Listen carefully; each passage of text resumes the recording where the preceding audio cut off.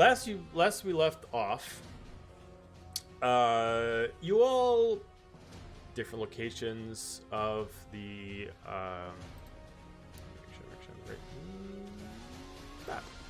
you all started off in different locations of Khalid. different reasons of being there.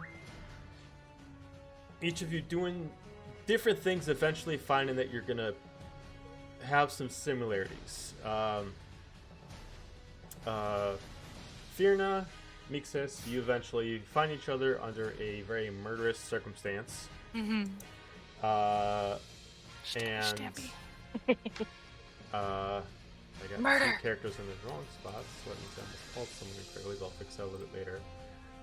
Helga and Xander, you found yourself in another situation, but more or less hiring for a guide in the situation. But you both, all four of you, are heading to the Wandering Greens to essentially have the same reason for it.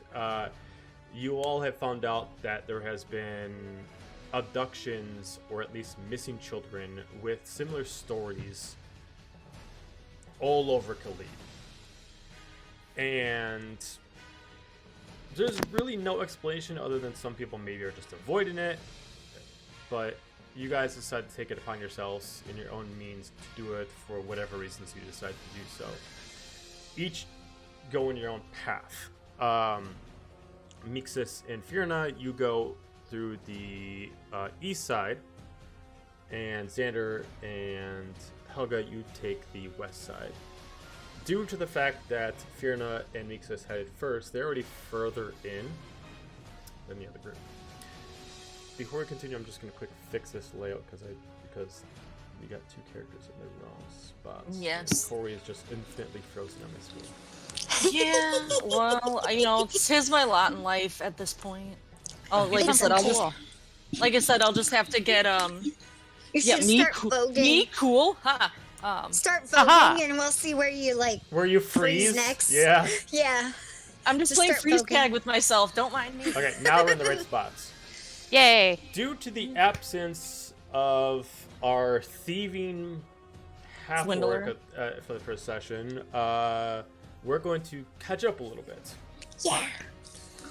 So, what would you... it's essentially... We're going to go backwards a little bit in time. It's pretty late at night. You've done your thieving, and you've done your selling of some of the goods. But at this point, moon is at its highest point. It's about a quarter moon right now. What would you like to do? Me? Sorry, I missed that. Yes. You're the thief. Okay, I would like to, duh. For some reason I was thinking Fig from last campaign. I was like waiting for Amber Dance. I would like to find an inn, kind of on the outskirts of town, because I got that map for that book from that Mysteries of the Wandering Greens. You got Mysteries of the Wandering Greens. Yes. And you're still technically in Khalid Harbor, so you're still over here last time. Yes. Yeah, so that night I'm going to probably just get an inn and then take a look at the book. Okay. Are you going to go for the inn that's a little bit more affordable, or the inn that's going to be a little bit more comfortable? Affordable. Okay, so as you get to the inn itself only requires 2 copper for a night. Okay. But you do have your night's rest. The room itself is not terrible, but it is like, even though it's cleaned, it's definitely like a more of like a motel than a hotel kind of thing like that. You can hear people through the walls. The windows are kind of a little stained from people smoking their pipes inside the rooms, and the floors themselves some of the wood is a little bit cracked. Of maybe some people, they've done things you're very familiar with, which is lifting up floorboards and hiding goods underneath in case they're using this for a quick time to run away from the local guards if they stole something. There's nothing there at this point, but pieces of woodwork is broken, but it's still a somewhat comfortable room to sleep in. The bed itself is pretty solid, and it's just simply a nightstand bed and a really, really tiny exposed closet with one window. Perfect. Okay. I am just gonna take a seat and scroll through the book as I just kind of like zone out for the night. Okay. Is there anything interesting in it? Is it a How good much book? time are you going to spend on the book before you go to sleep? I'm gonna do Renora's gonna do what I do in real life, which is just go through the book until their eyes can't stay open anymore. Okay, I'll tell you what. So first off, give me an investigation. Give me a perception check. Give me a perception check. Followed by a constitution check. This is going to be a mixture of both. It's going to see if you fall asleep while reading the book. Okay, so 18 and 11. Okay. I'm going to say you get about a good hours in before you fall asleep reading the book. Whether or not you find it boring or not, you get about a good hours in. Okay. During that time, you do get probably about a quarter of the book at least crossed through. Whether or not you've written down notes or not, you at least were able to get through 20 of the 80 pages or so. Luckily, most of the pages are kind of designed as like treasure maps, where they're more artwork than actual words. But some of them do have notes, and some of them are like stories. You do see a few things that you'll eventually have to write down later as a character. One is that in the northern villages, where a lot of the workers of the mine that don't live in the mine live themselves, there is a rumored like a basement town underneath there, and the town itself holds many riches, and the town is still lived in, but compared to the rest of the island, this is like a town of like from rags to riches, where rags is upstairs, riches is downstairs. And if you ever want to get real good business, whether you're a thief or just an entrepreneur, this is where you go. There is also a rumor that if you in one of the pages actually shows a kind of like a fishing map of like different spots to actually go fishing off the western village side, and apparently there is like different fishing spots further into the water, where if you wanted to make money off of selling different kind of underwater creatures, this is where like the rarest creatures of Khalid actually have nests, with also a possibility that that area actually has what is basically drawn to look like kind of like a really, really oversized like carp.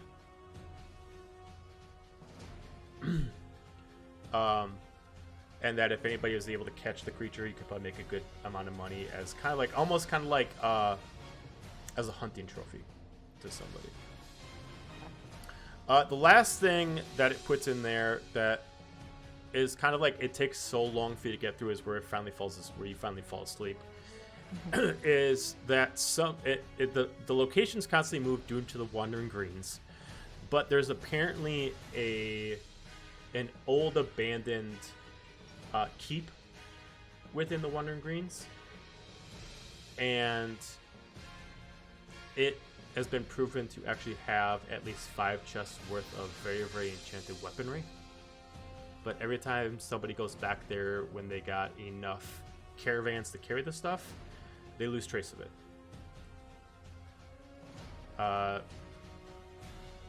As far as location-wise, they put it as somewhere what is considered 3 floors high off the northern side.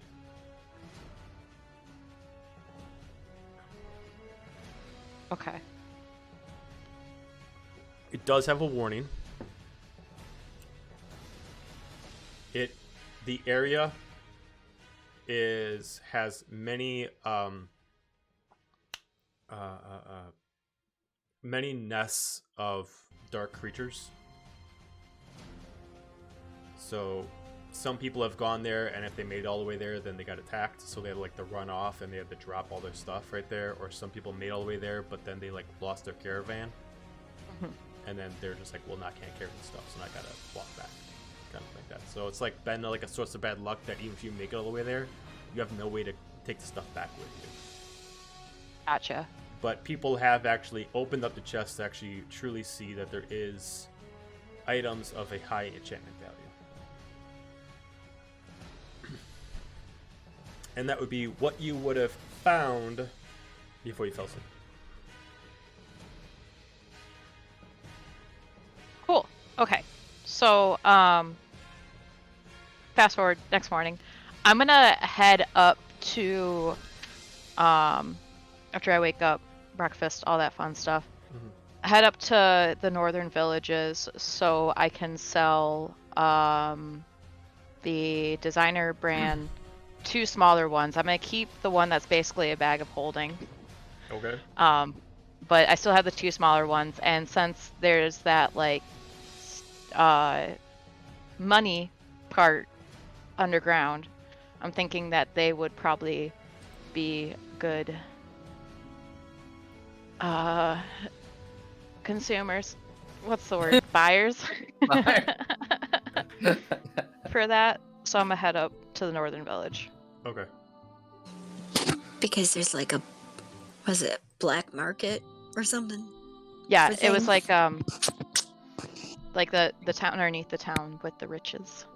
So I'll go check that out and try to sell these 2 smaller luggages. Okay. I got distracted. Where are you specifically gonna? Where are you going to do it? It's up to the northern village to. Oh, northern village. Okay, so the amount of time it's gonna take you to get there is gonna be. Just give me a dexterity check as far as movement speed. Sure. Yeah. How fast are you? So fast. Okay, So with a fast. 14, normally at regular pace walking speed without any urgency, for a normal person to go from the harbor to the northern village is roughly about a 4-hour walk. Okay. I'll say with the 14, if you want to move with at least a decent speed without running, we'll say 3. Okay. You're able to make a northern village by early day. I'd probably say like 10. Okay.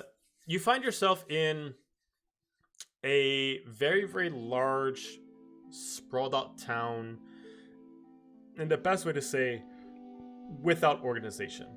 It looks like when this town was built, it was just random people building their houses in whatever spot that they found. There's no like houses perfectly parallel to each other. They're just kind of all scattered.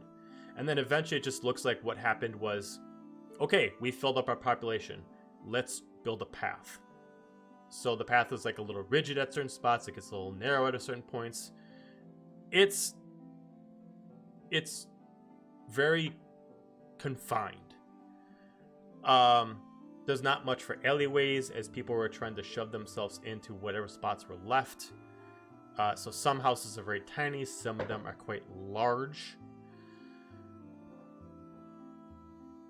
So it's hard to kind of really get an assessment right off the bat of where things are. Since billboards, you can't really see what the signs are of some place until you get within like 5 feet of it. So, if you're looking for a place to sell, give me an investigation check, and to spend some time and see how long it takes you to actually 18. Okay. I'll say with the size of the town, it'll take you about half an hour. You just happen to come across it pretty quickly. Yeah. And you do find, because you're selling the bags, right? Yeah, just the 2 smaller ones, Okay. not the. You find the first thing that grabs your attention is like kind of like a fashion store.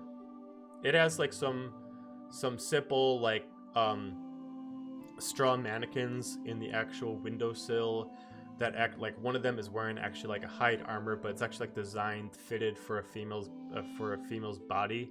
So the actual bottom part is actually kind of more like an armored like dress other than just armored slacks. Another one specifically has like a nice suit on, but then like the actual wrists are actually kind of like assassin blades, so like it kind of like shows like the versatility of fighting your weapons.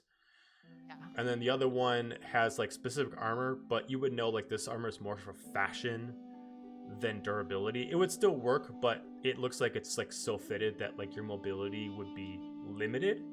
Yeah. And it'd be thinned down, so it'd still work, but it would be like the basic armor for fashion wise.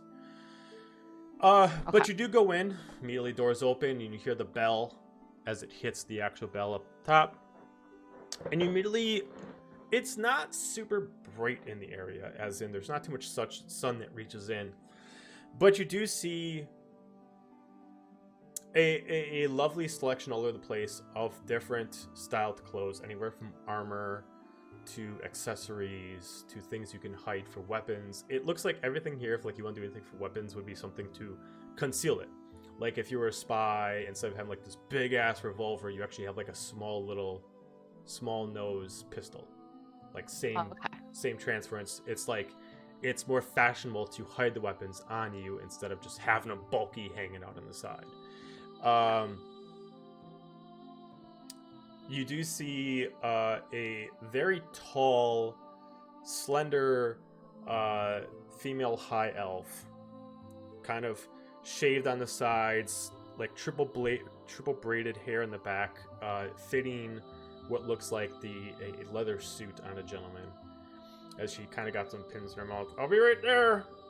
Just look around. Okay. I did also realize I have some silk clothes. Okay.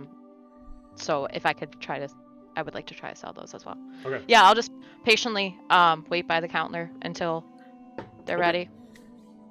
So she takes 1 second. All right, hang out there for 1 second.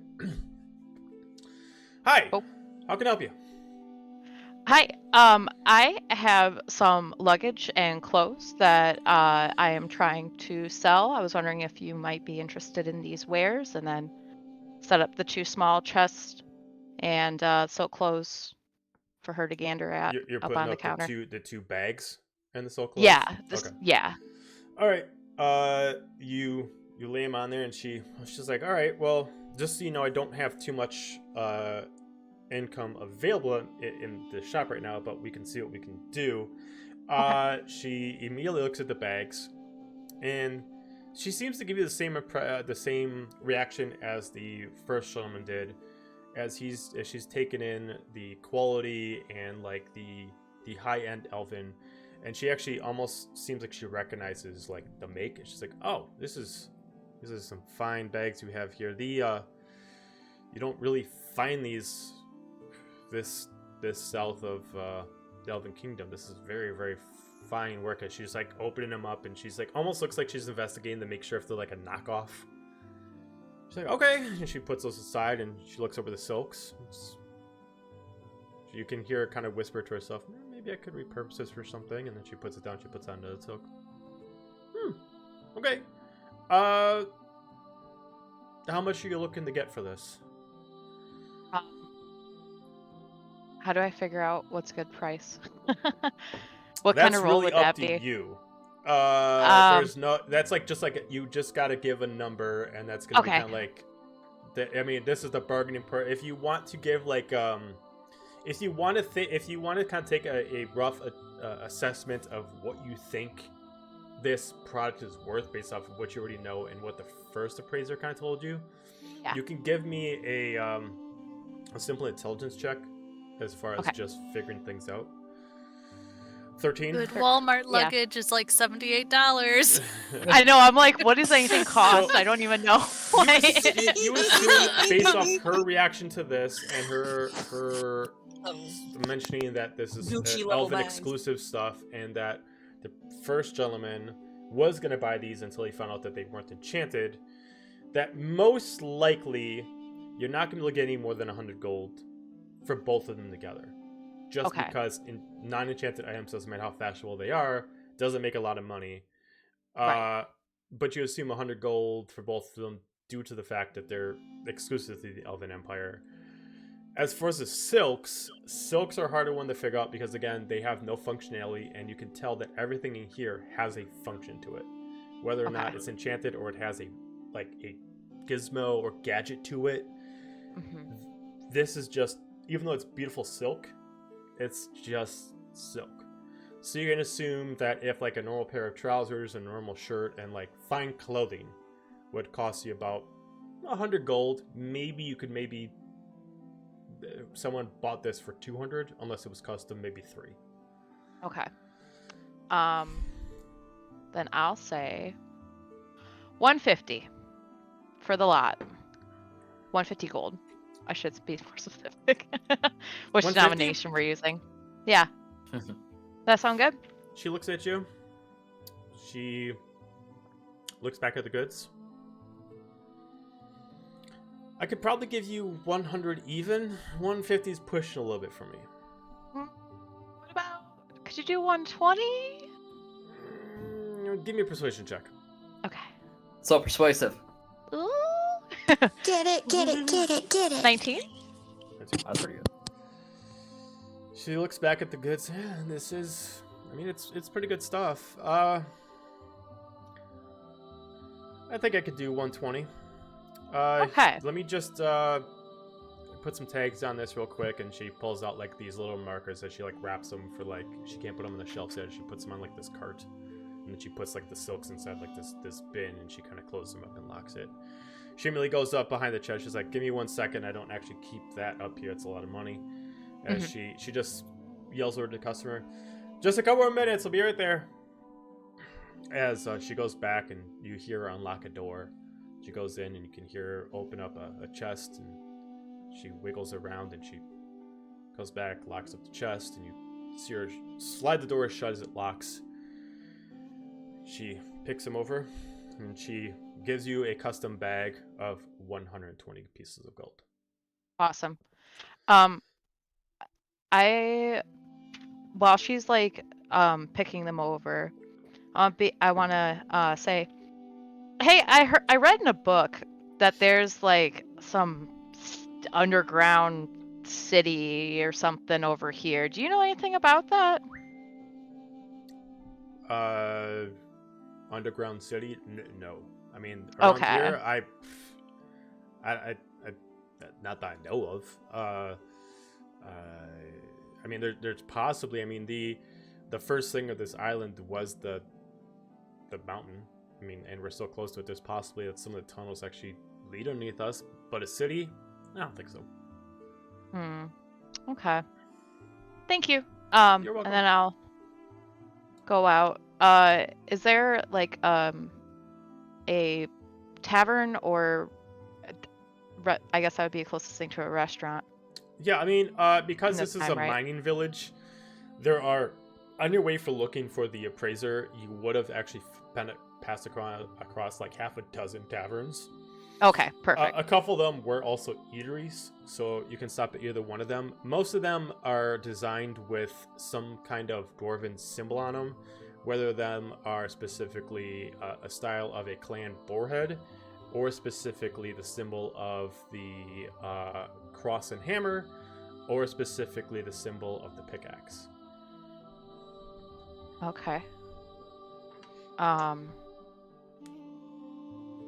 What was the first one you said before cross and hammer? So the pickaxe, cross and hammer, and then the boarhead. Boarhead.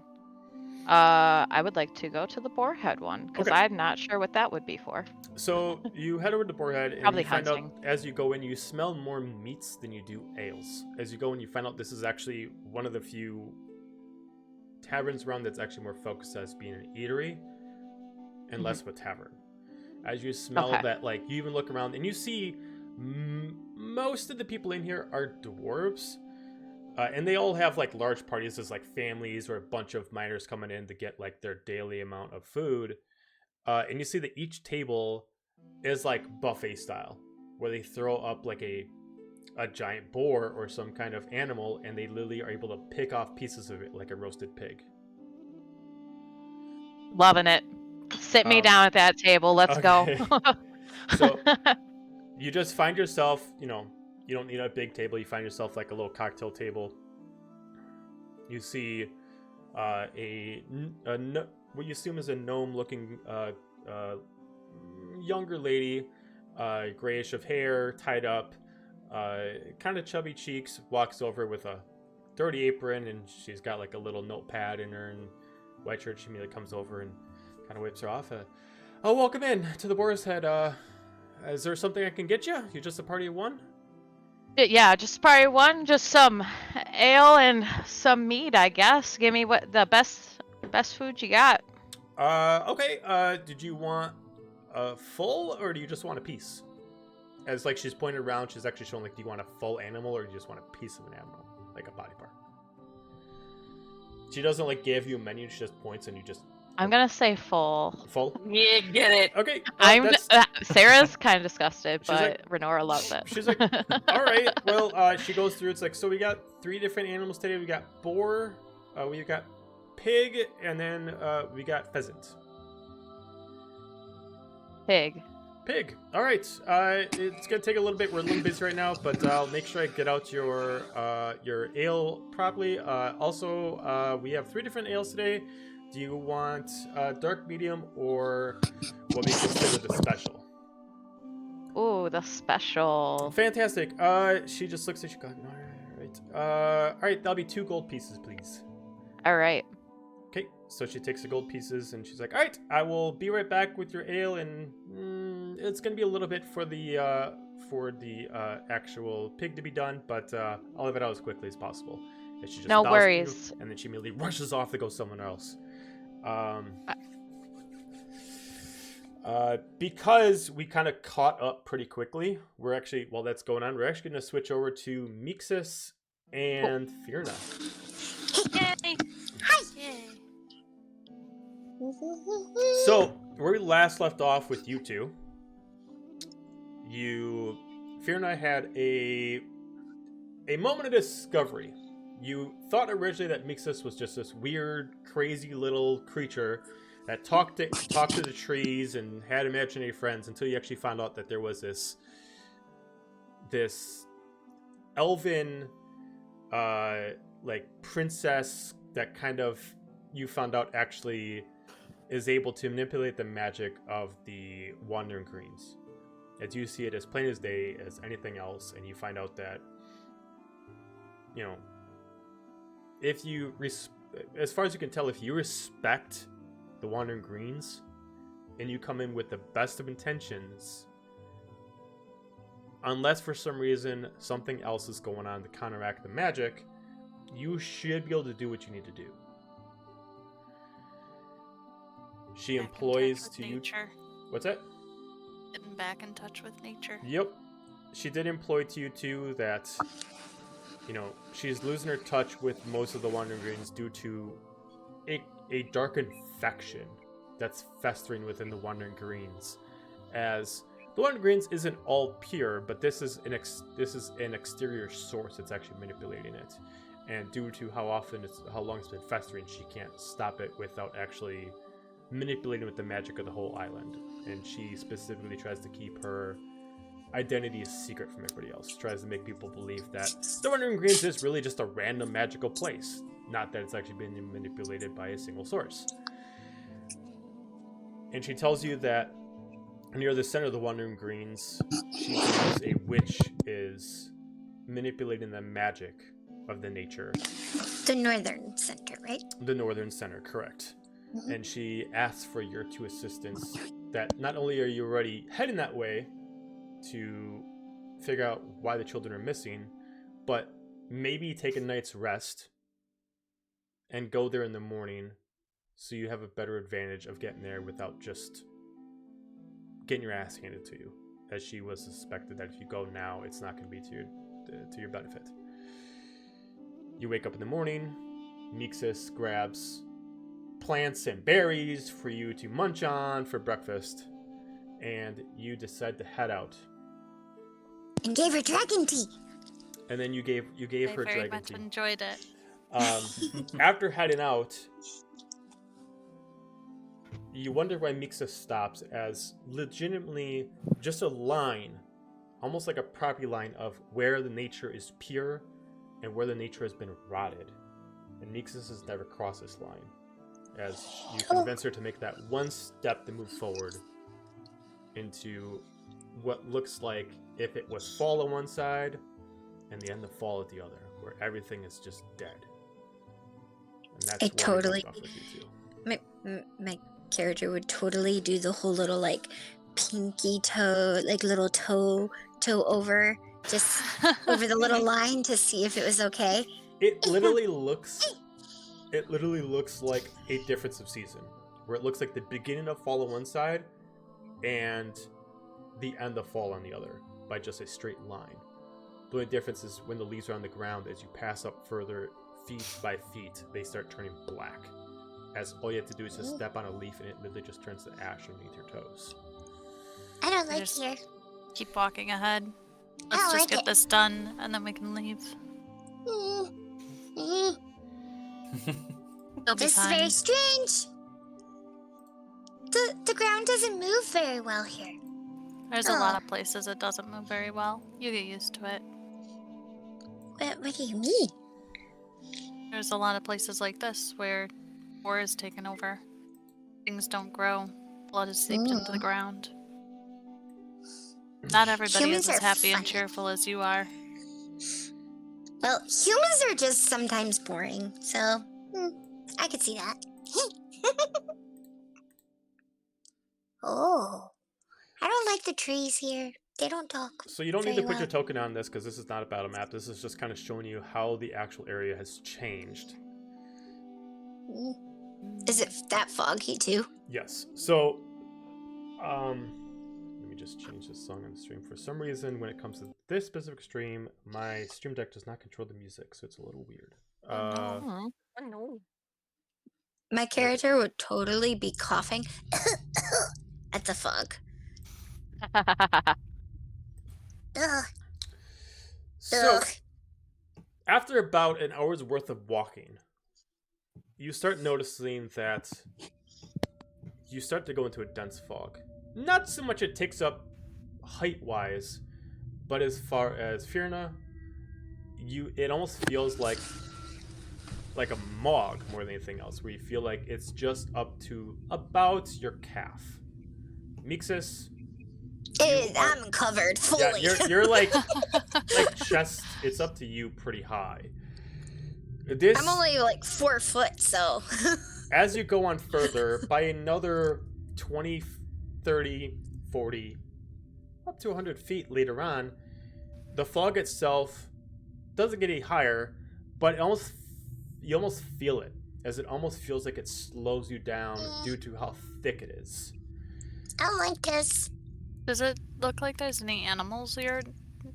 You can give me an investigation check if you want to actively look around to see if there's any creatures in the area. Nope, I see nothing. Natural 20 for a 3. Okay, so yeah, I mean, Fog. the fog is hard to see through, and with all the dark denseness of the trees and everything like that, you're mostly trying to stay composed and make sure that you're looking ahead of you and you haven't noticed any creatures.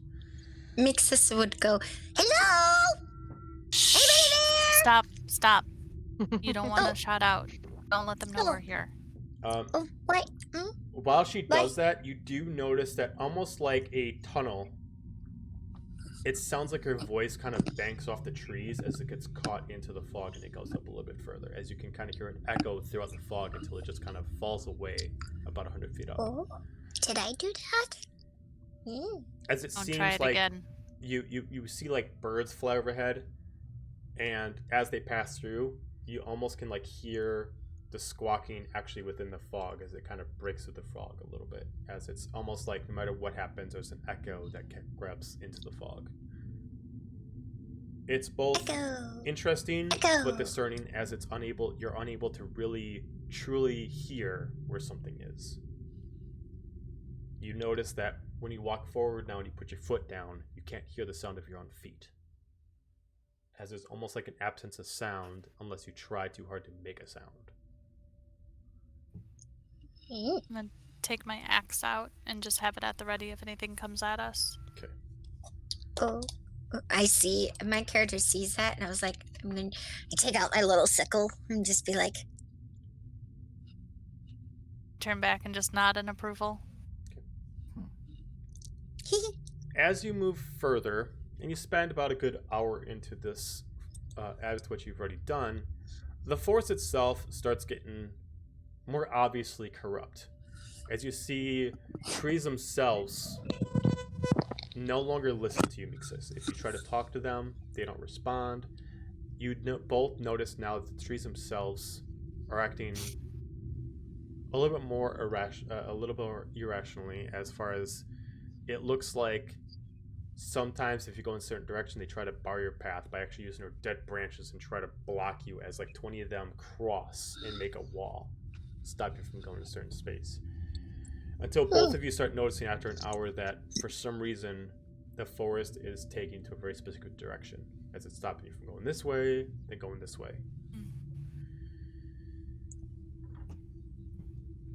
Anything you two want to do as you are completing this pathway? Can I stop and dig a little hole to try to see if it's like goes further down? Sure. Like the decay? Yeah, give me a, I'll tell you, are you proficient with nature? Yes. Okay, you can give me a nature check to try to burrow through it. 17! Okay, so it takes you some time, but you're able to go through it, and you do notice that in this area, the dirt is very, very damp. As you're able to pull through about 5 feet of dirt, you notice as you go down, you notice a bunch of the vines that are through the ground are rotted, and you almost dig too far, and you notice that they are actually almost looks like there's actually a substance that's manipulating them. As you see this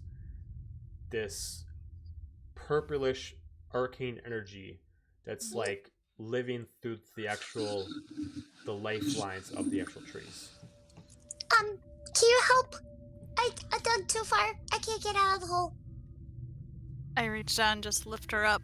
Okay, so you're able Drop to her pull down her on. out. You said it was 5 feet. I'm 4 foot. So Yeah, if I dug a hole, Right, yeah. like I would have been able to get out. I'm just saying that it's so damp that you had no problem as you were digging in. You kind of like got too far and it just kind of like fell into it. Until you finally got down to the branches. And I would tell her, I would be like, there's like a purple, like energy thingy down there. It's decaying everything. I'm gonna peek in. Can I notice anything of it? You can give me a insight check on it to see if you can notice anything specific that would grab your attention other than the obvious. A 6. I mean, Yeah. you're not a magic builder. You really have no way to figure out like what it is. I mean, it's the obvious that it is dead, it's decaying, but Yeah, that looks abnormal. Something's also allowing it to still function while also being dead. It seems very similar to a zombie, where it's dead, it's rotting, it's continuing to die, but it's still working. Can I cut into a piece of the tree and just see if it's more squishy than normal? Sure. How are you going to cut into it? And take my axe and just kind of... Okay, roll to attack. Okay, 21's a hit. Go ahead and do damage. Okay. 9. So as you immediately cut, you actually cut in pretty good as you're able to separate one of the actual roots. And you notice as you do that the essence of the arcane energy is just kind of floating there as it almost turns like these hands and it re-grabs to each other. The vine is still separated, but it creates like this knot that makes it so it's still holding each other. I'm gonna turn to Mixus. Have you seen this before? Yeah, I don't think that's normal. I'm wondering if that's part of the witch's hold and grasp she has on this area. Ew. That looks gross. Yeah, she's probably gross too. I kind of want to touch it. Can I touch Don't it? touch it. Don't Then do I want it. to touch it. I wouldn't touch it. Okay. I wouldn't. I won't touch it then. You said I shouldn't touch it. You see what it did to those trees? You want to end up like that? No. Do it anyway. YOLO! And then I'm going to continue on and look back like, come on. I just kind of like stare at the like little branch while we walk by and be like, don't move on me. You stay. Stay. Stay. Good branch. Good Yeah. branch.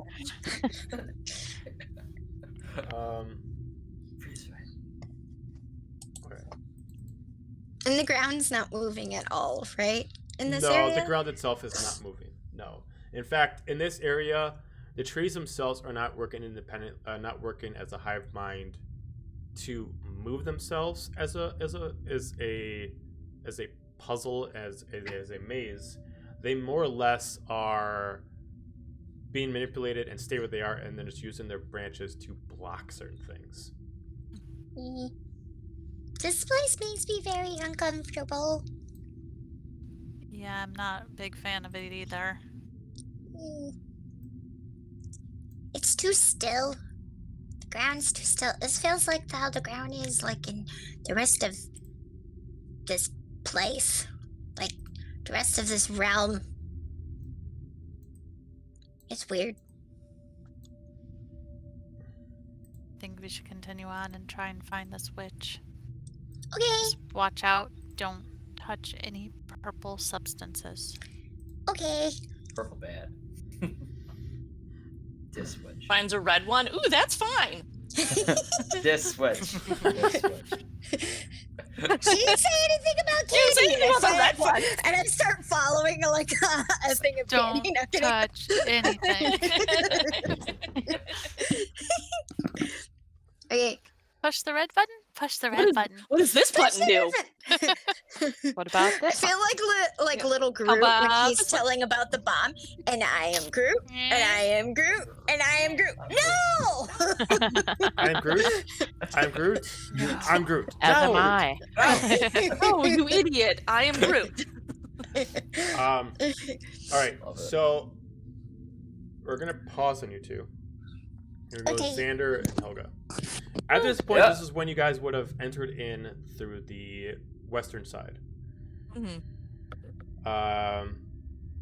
Helga, this is very familiar to you, as you just came in here like every day for the past X amount of days.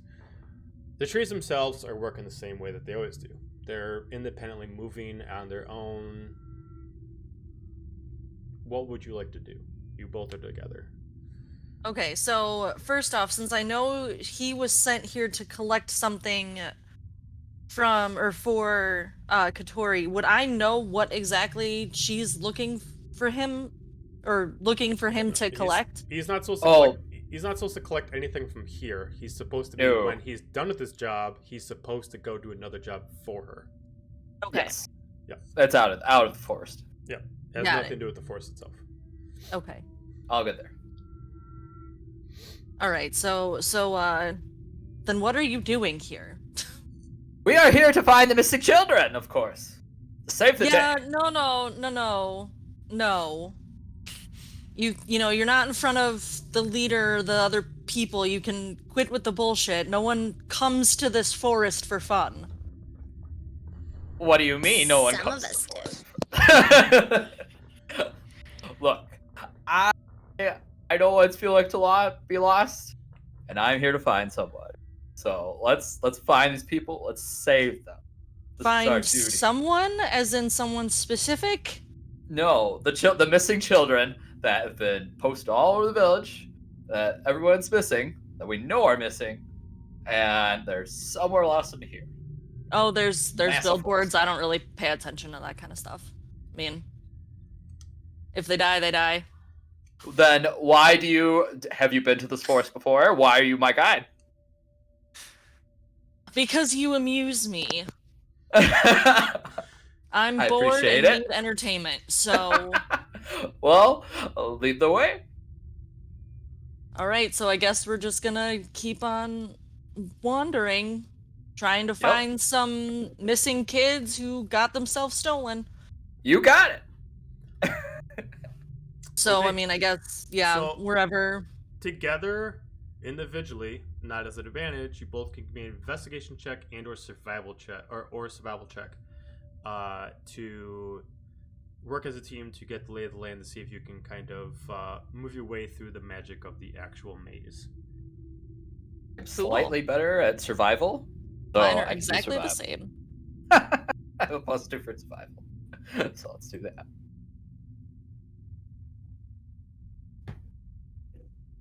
Nope. I had that's a 1.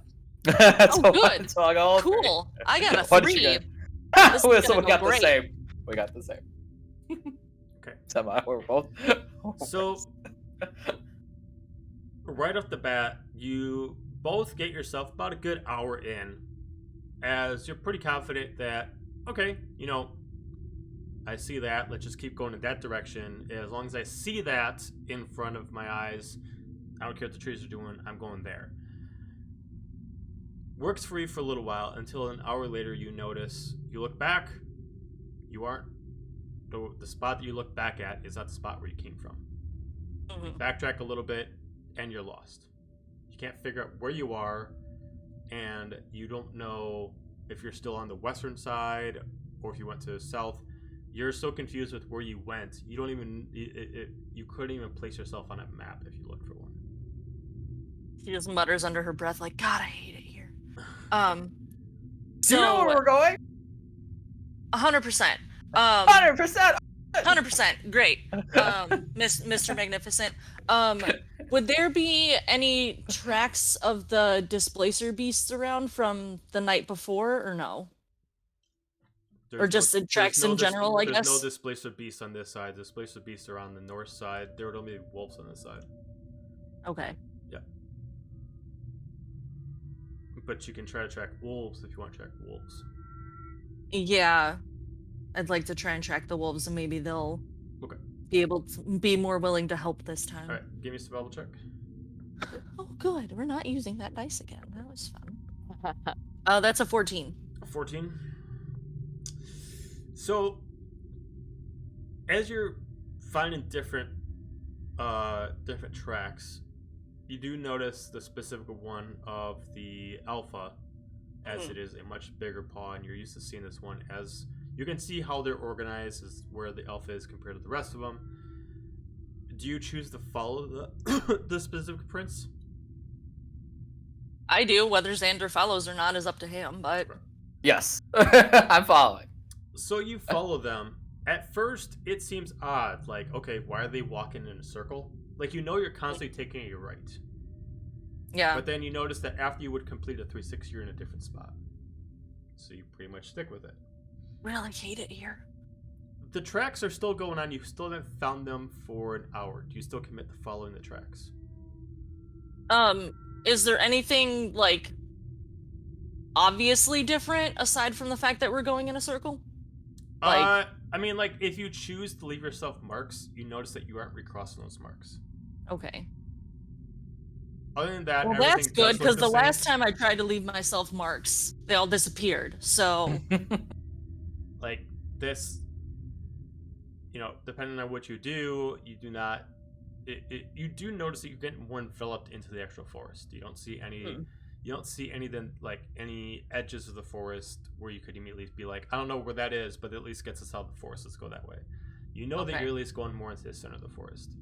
Okay. Um, Center is good. I like center. Is it more like a continuous circle or more like a spiral? kind of like a spiral where it's not a continuous like we're always going this degree to the right. It's just Okay. kind of like you do know you're never really going in a straight line. Okay. You spend about a good couple hours following. Mhm. You're pretty content knowing that, you know, the animals, this is their habitat. Let's keep following it. During this 2 hours, what would you two like to do while you're following the tracks?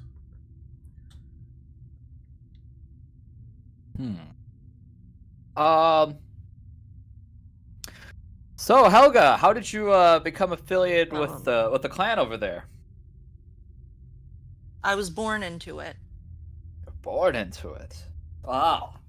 That's pretty cool. All right. Like, have you been hunting before?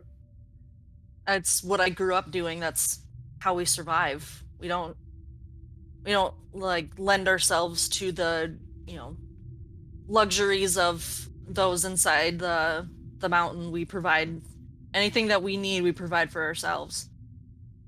Okay. Sometimes sometimes some of our more charismatic bunch goes into the mountain to try and sell some of the meats or the hides that we procure, but other than that, we just are better off staying in our little solitude area, because some of us can get a little nasty, and usually better off that us beast folk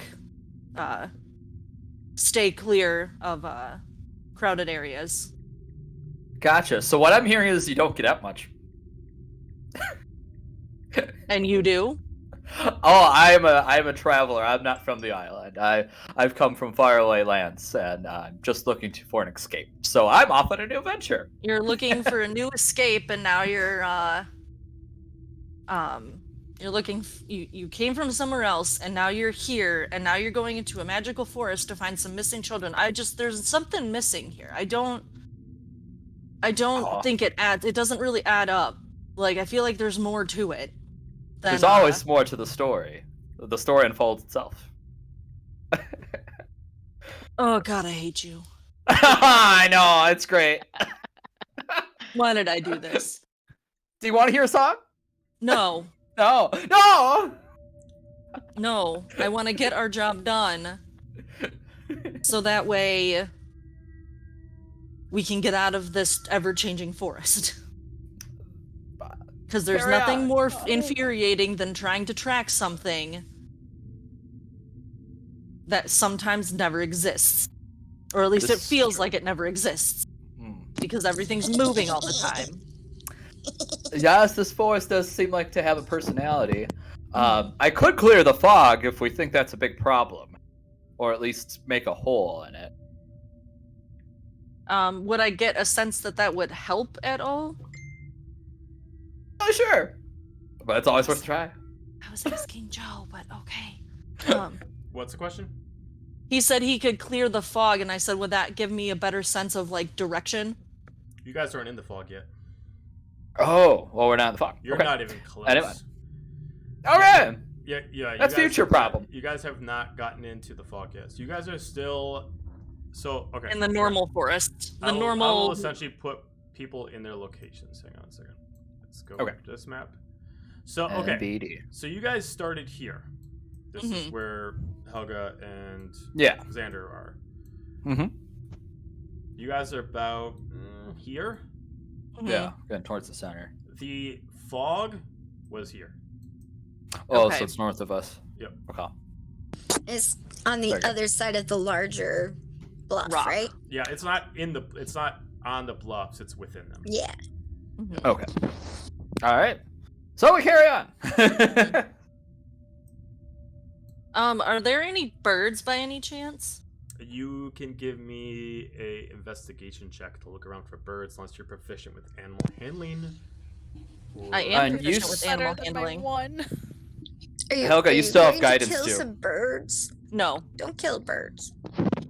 No, Helga's not stupid enough to try and actually kill something in this enchanted forest, because then she's gonna get eaten. That's a 6 with the animal handling. Ooh, bummer. Did you use the guidance? Oh yeah, I forgot he poked me. Poke from last session. Is that just a D4? I believe Yes. So, yeah. So that's a total of 9. 9. Better And than- you're looking for birds?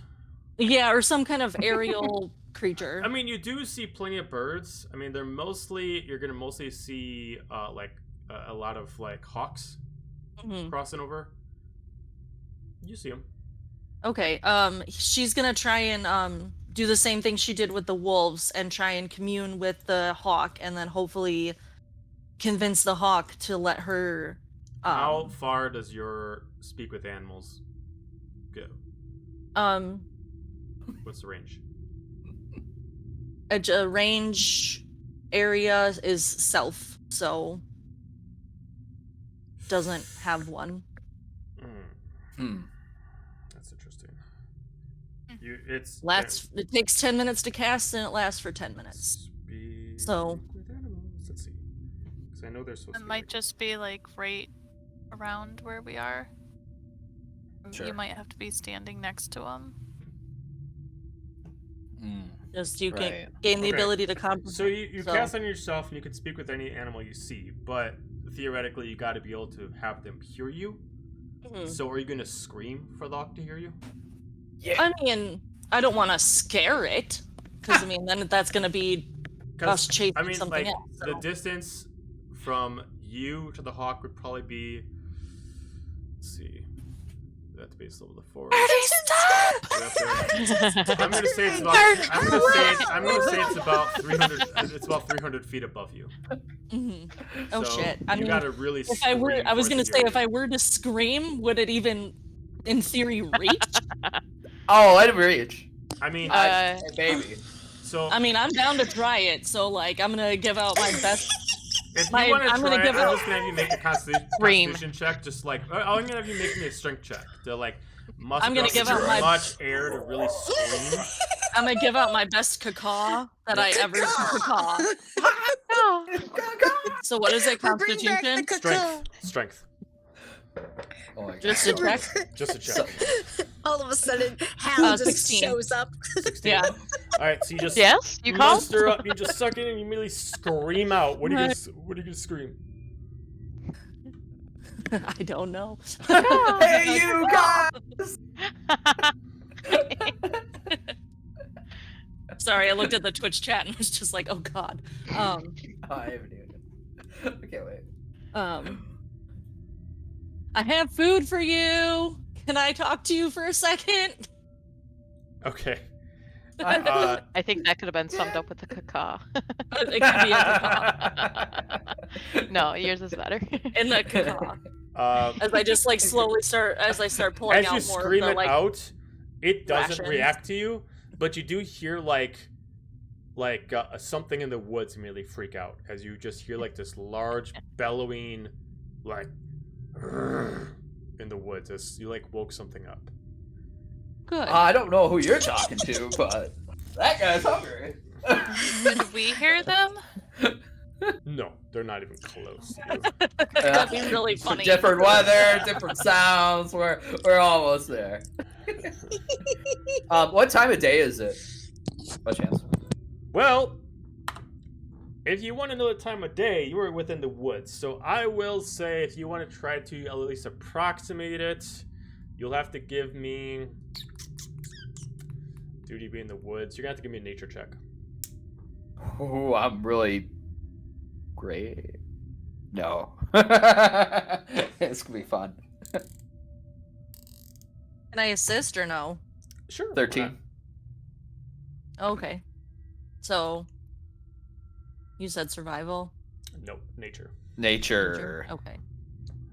I have a -1. I still got 13. Yeah, no, I only got a 6, so. You at least see that there's still sun, but the way it's hitting over the actual tree line means it's not at its highest point. You can assume, based on how long you've been out here, maybe a little bit past midday. Okay.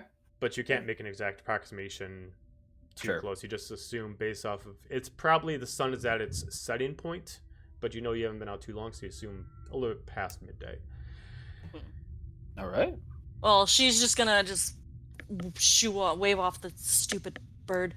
Wolves are better anyways. And she's just gonna keep trying to like pivot her way with the tracks. Okay, as you're pivoting, that's the one thing she knows.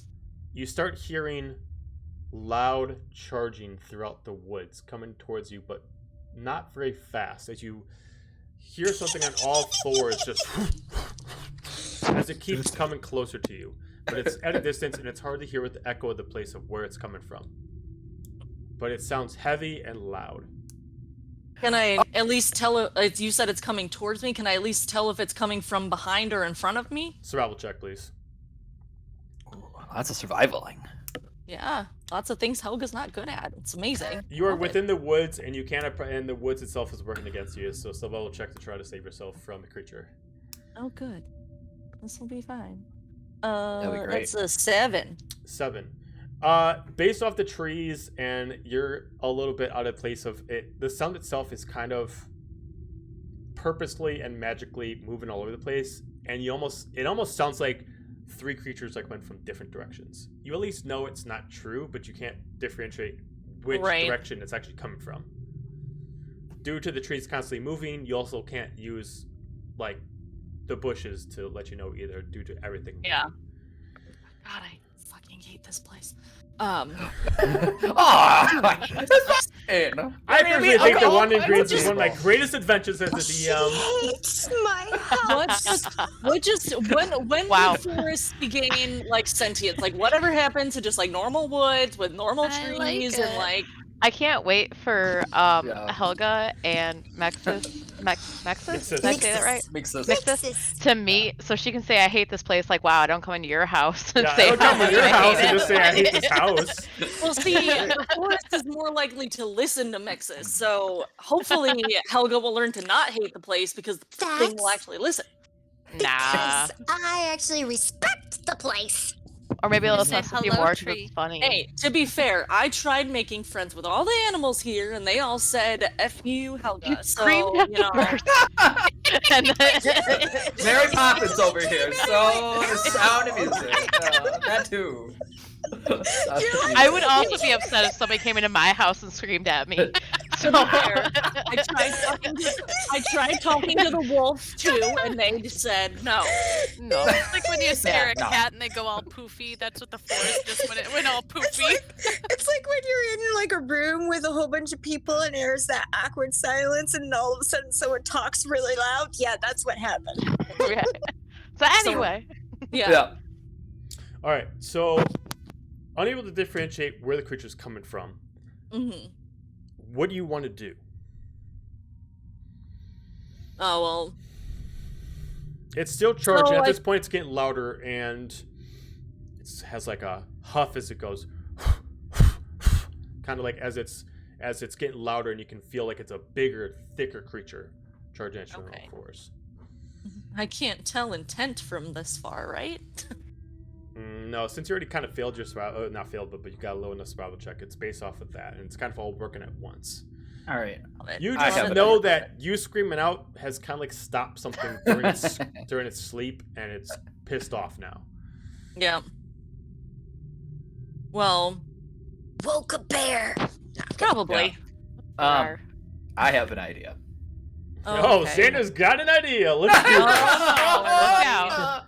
Hold on. I'm going to cast Levitate on myself. And Levitate, I think, gets me about like 20 feet in the air. And I'm going to see what I can see. Okay. You levitate yourself 10 feet in the air. Because you're going a little bit over the brush line. Well, you're going quite a bit over the brush line. I'll allow you to give me a perception check to see if you can notice where this creature is. All right. That was the goal. Ooh. And what check was that? Perception? 19. Nice. As you look behind you, due south, you do see a total of 3 black bears. Large in size, charging directly behind you. A bear. They're about 100 feet behind Helga, going in dash speed. Oh, it's a family of bears. Yep. They are all quite say it like large. that. So calm. I know. They are all moving at very high speed. Taking into account, bears have 50 feet of movement speed, so they're moving at 100 feet per turn. And they are pretty large. It looks like the one that's in the lead is probably about 3 times Helga's size. Oh. So I yell down to Helga, like, 3 bears coming right towards us. Cool. Maybe they look so friendly. They're ready to give us a bear hug. I can't wait. I want to hug a bear. I want to hug a bear. Someone's respecting the forest. Hello, bear. Hello, bear.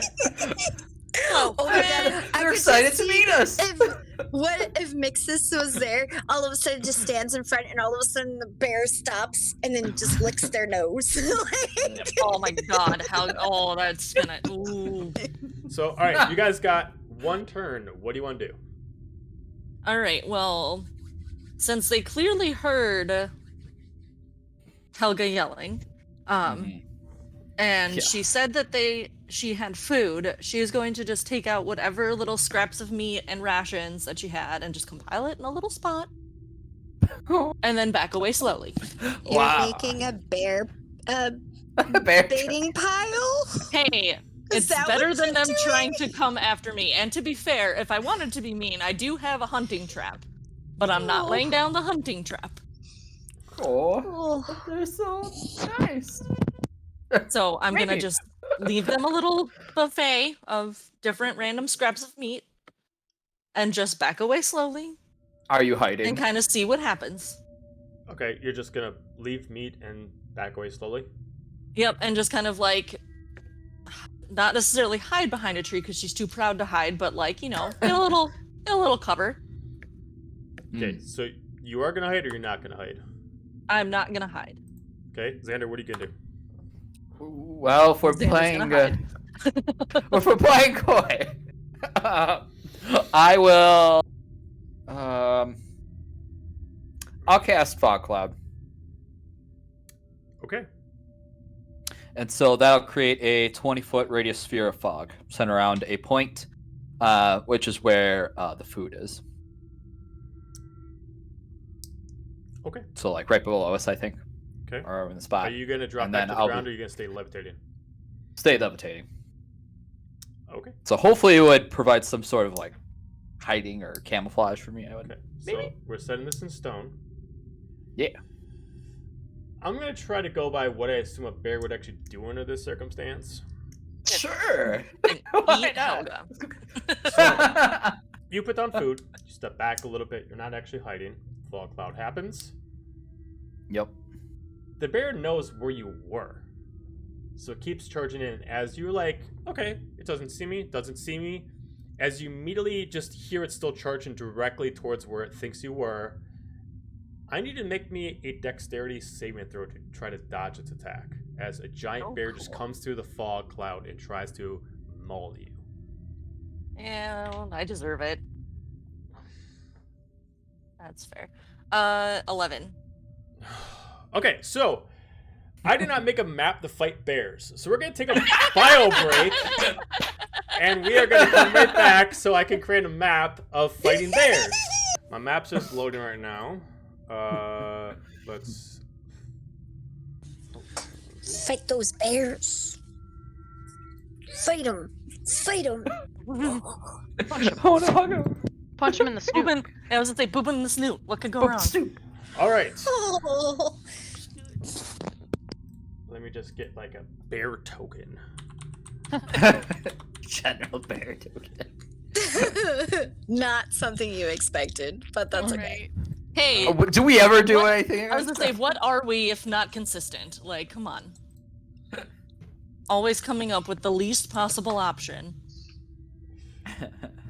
While me and Amanda are out here, lost in the Palling fog around. somewhere. Yep. And Renora's out just, drinking and eating at a buffet. Like, Yeah, I'm gorging myself, man. You guys have fun. You're gorging yourself, and they're about to gore themselves. yep. I'm still here. I'm just going dark. Okay. Okay, she's just No worries. blackness. She is the night. That's okay. Makes sense. See if there's just a token I can use. I mean, you don't need to. I'm sure we could talk this out. It's fine. You don't have do you, to. Do you Just know like the you're DM? talking to those bears. Are you? Is this your first time you've met the DM? Hello. The bear in the southeast quadrant is gonna run to the northeast quadrant. Bye. Yep. 2x5 square foot. Also, they're dashing, so they get 60 feet of So movement speed. technically, they'll All right, reach so the west quadrant. you two would be here, somewhere in this area, so you both can put your tokens down in here somewhere. Haha. That's totally what I meant to do, is just get me to put my token on there. Ha ha ha ha ha. Oh, yeah. Boop. I don't see my token. Where am I? I see a bear. Oh, he's a big old boy. Bear. I see Where a are bear. There I am. I just had to expand. Oh no, the beep bear. It's a 3 bear. Oh, now it's a big bear. Not so big, baby bear. Big baby bear. Technically, the first one was larger, so I got increases size. It was a little bear, and now it's a big bear. So Helga's gonna be there. This is technically where the bear is. I'll put this one back a little bit. Oh boy. So we're gonna go into combat. So Yay! we're gonna roll initiative for just you two. No one else. The rest of you can just be audience for this shit. We are commentators on the chat. Beautiful. Yeah. Hashtag We're here for moral support. Hashtag bear attack. Go get him, bear. Hashtag Got this. Yeah. Yeah. Oh wait, no, we're supposed to be cheering for you. Go get him, not bears. Yeah, whose side are you on? Oh, I got a natural 20 plus 2. So Wow, way to wasting go. it now. Gonna be great. I got a 10. A modest 10. Was it modest? A modest 10. That's what we're calling it now. Xander. What did Helga get?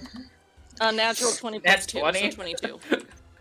All right, so we're gonna start with Helga. So you see first off, you're gonna take damage because you did fail your dexterity check or dexterity save. Or what I had you do. But so you're gonna immediately take 10 points of bludgeoning damage as it immediately just pushes at you and immediately throws you back 10 feet. Oh fuck. And then it goes to your turn. Cool. Helga's just gonna. Am I knocked prone or no? No. Okay. So she's just gonna stand, or like, not draw her weapons, just have her hands out and just, sorry, got a little frustrated. Didn't mean to wake you. Like, we don't mean you any harm. I don't have any of like my weapons like drawn or anything. Just kind of like, she'll even like kind of like bow her head slightly to like, all right, sorry, just trying to get someone's attention. Clearly didn't work. Didn't mean to disturb you. Just got lost in the forest. And I still have the speak with animals up, so hopefully, like, and I'll just like gesture to the one, because Xander, you're still floating, right? Yeah. Okay, I'm just gonna like point up to and be like, he's with me. He also doesn't mean you any harm. Again, we got lost. I got a little frustrated. Didn't mean to yell as loud as I did.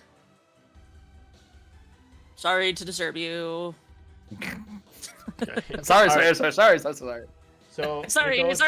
You sound so sincere. We go to this bear who had a higher initiative than the rest. As maybe due to low intelligence or just not truly understanding, don't really get anything back from that bear as a response. Mm-hmm. But it is going to move forward and still in attack position. And let's see, they have... Yep, so they do have 40 feet of movement. So it's going to go 5, 10, 15, 20, 25, 30. It's going to go past Andrew since it can go under him. Mm-hmm. 5, 40. And it is going to... Let's see. The bear makes 2 attacks, one with its weight and one with its claws. All right, so it's gonna first try to claw you. So it's immediately gonna get up on its back legs and immediately take its paw. It's gonna try to slash at you.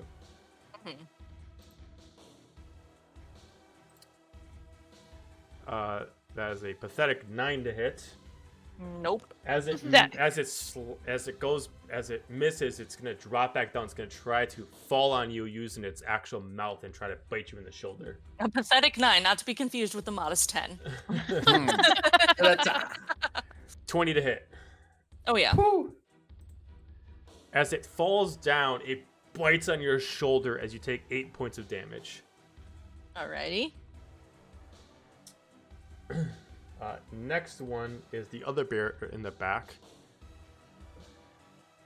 And it is going to do the same thing. 5, 10, 15, 20, 25, 30, 35, 40. It's actually going to move up here. Xander, your turn.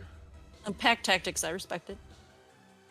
How are you looking, Helga? I mean, half. So, like, could be worse, could be, better. Okay. Are you okay if I don't heal you this turn? Yes, but don't hurt the bears. So if it's between hurting the bears and being magnificent, be magnificent. Play the I don't know, like... I don't know what to do with that information. Yeah. Alright, I'm like... Don't be magnificent. It's like she's trying to speak to me. Yeah. Like, that was almost a compliment. This forest changes people, let me tell you. Helga's yeah, I don't know if that bear bear. wants to talk. I don't know if that bear wants to talk. I don't know if you're good talking to bears. Maybe I don't know if I'm good talking to people bears. either. Like, Maybe it's a dialect issue. yeah, what is the language barrier? There's a language error. Oh my god. Your accent is too thick. Bear is my second language. Excuse me, sorry. Like, take it. Sure. I tell you what. Let's do Thunderwave. What? Why? Wait What? a minute. Wait. Well, wait. You are up there. If you Yeah. thunderwave them, they are coming to me. Why am I going to die for something you did? I'm trying to take responsibility for the fact that I fucked up. Yeah, but you two aren't friends yet. I mean... You told him be magnificent. Yeah, you told me to be magnificent. This is but I also said don't. But I also said don't hurt the bears. Well, you said don't. You're telling me with magnificent, that. but you're also tying his arm. Well- It's like you can't. I'm trying to protect you, but I guess I could do something different. I mean, you could just It's heal like, me. You're, like, fucking cleric. Get over Lame. here. Prove your worth, cleric. Oh, okay. He's what a about Tempest this? cleric, not a life cleric. This is true. Okay. Tell you what. There's trees all around us, right? Yes. I will play my lute and use the lightning ability to try to strike a tree down, to scare him off. See, I didn't set the forest on fire. All right. The forest's going to hate you. I That too. just tried to talk to but- people. Roll. I didn't set it on fire. Roll me an intimidation check using the way you're gonna do it to make you seem more magnificently terrifying in the process. Yeah. Fun, scary. Fun.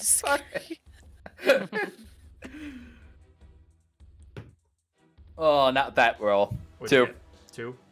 So you do hit a tree, but when you hit it, you don't really make it like fall. You just kind of like shoot at it and it just kind of burns, and then it gets put out, kind of like that. Like you just burned out a tree, but nothing to really freak him out with.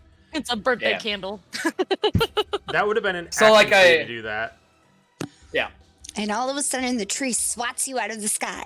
Yep. And suddenly be the my tree luck, hits you right? harder than the bear hit me. Right.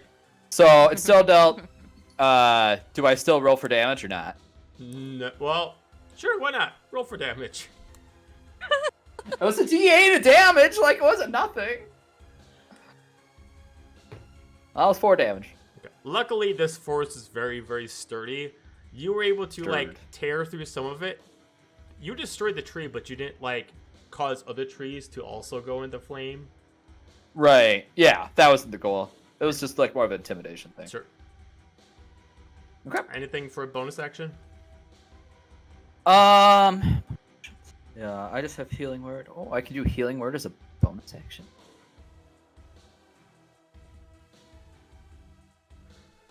Sure. Yeah, I'll do healing word on Helga. Mm-hmm. So that's a D4 plus 2. So you heal for 3.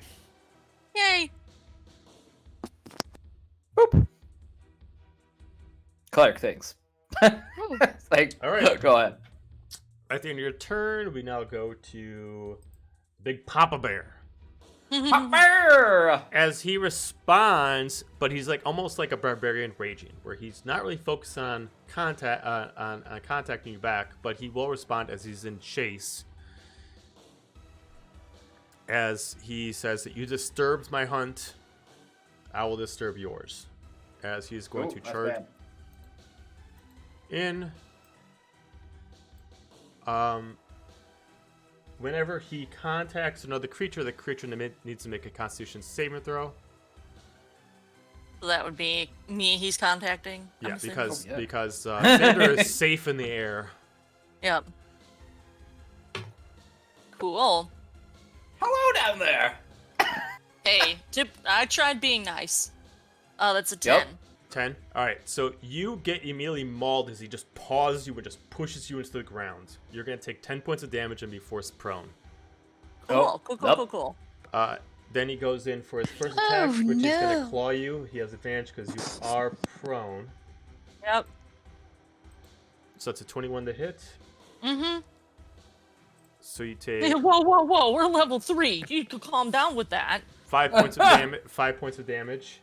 They're only half critical rating, so it's not super powerful. And then he's gonna try to bite you. Mm-hmm. Also with advantage, 21 to hit. Mm-hmm. So you take. So you still want to? You take 7 points of damage. Helga is down. All right, so he great. bites at your arm. Hey, you, like, start tell you bleeding what. and pass out. Oh no! Gosh. Oh, it was too late. Oh, never mind. So we're Don't going. die by bear attack. I told you, like episode like 3. We're setting records here, folks. All right, Xander in the woods. As he puts his paw on top of your chest, as you're like losing consciousness, he immediately just roars at you as like his cheeks like start blurring out like a bear just like screaming at you, as he's just roaring as he got like his prey, and he like just sniffs at you. As he just you can hear him just talking to the other ones. We've done it. Let's go back to sleep. As they start walking off. Wait a minute. He said we interrupted his hunt. What do you mean go back to sleep? Like as Corey, not as Helga. Like I'm confused. Well, how could they they were be hunting before? He was hunting before they were sleeping. Ah. So like, they start walking away. He starts walking away behind them. He looks back at you to make sure you didn't get back up. He looks back at Xander, looks up to you, just kind of does a, and then just kind of like moves away as they start going back into the woods. Until they're out of sight. Aww, you totally just disturbed them. So essentially, they were sleeping in their nest. He was trying to get food, and you scared them awake, and then he had to be protective Papa. I'll wake up a grumpy bear. In their den, yes. That's a lesson to all you out there. So that is the end of combat. They got what they wanted. I'm guessing, was it a Papa Bear or a Mama Bear? Oh, I guess it would be a Mama Bear, technically. Yeah. It would be a Mama Bear. All right. I will cast Healing Word at level 2 to heal up Helga. Let's say, wake up, sleepyhead. Oh shit, you're my guide. Oh wait, oh shit, oh wait. You are failing at your duties! Apparently. Well. Alright, so you due heal to the amount of for- time, we will actually switch back over to Renora. How much do I heal Sure. them? 8.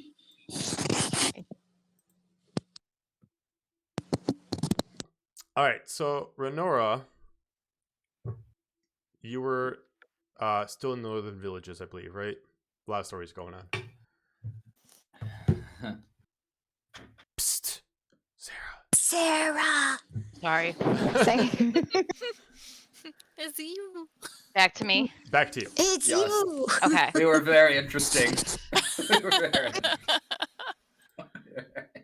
Sarah was drawing stick figures of Helga getting eaten by a bear. Like that's Yeah, I was. It's a little fan art. First fan art ever. Let's see this. I love that. Love that. Did I get my pig yet?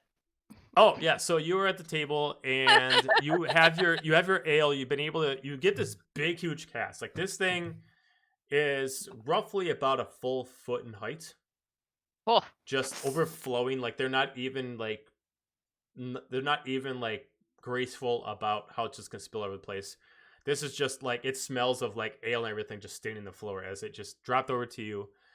And then immediately afterwards, as you see like if you ever get like one of those dinners where it requires several people to carry, you see like your waitress plus two other people carrying this large like serving platter with like a medium-sized pig on it, and you just see it roasting like you're getting a fiesta mix kind of like that, as it's just like steaming right off as it's being carried to you, as they just kind of like drop it right in front of you as some of the actual ale in your sign just like pours over.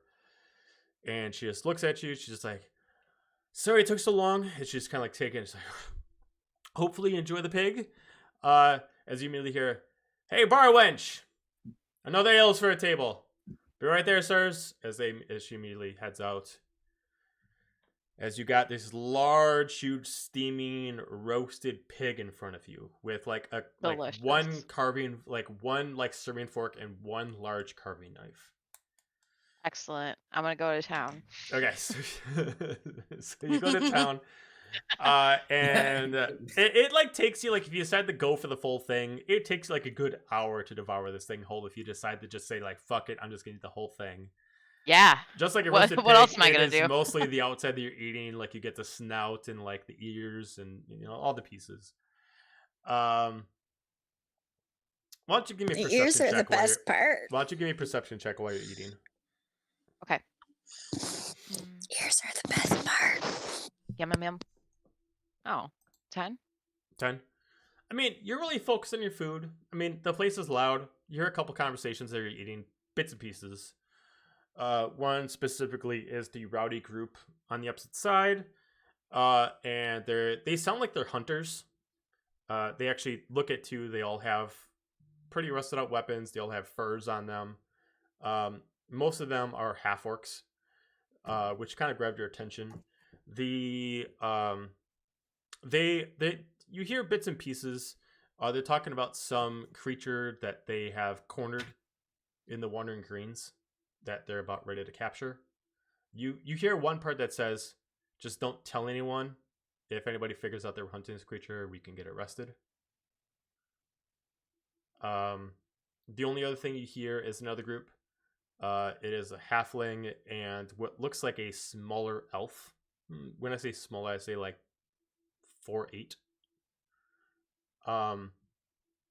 Both female, and they're talking about where they're gonna get married over by the holy shrine.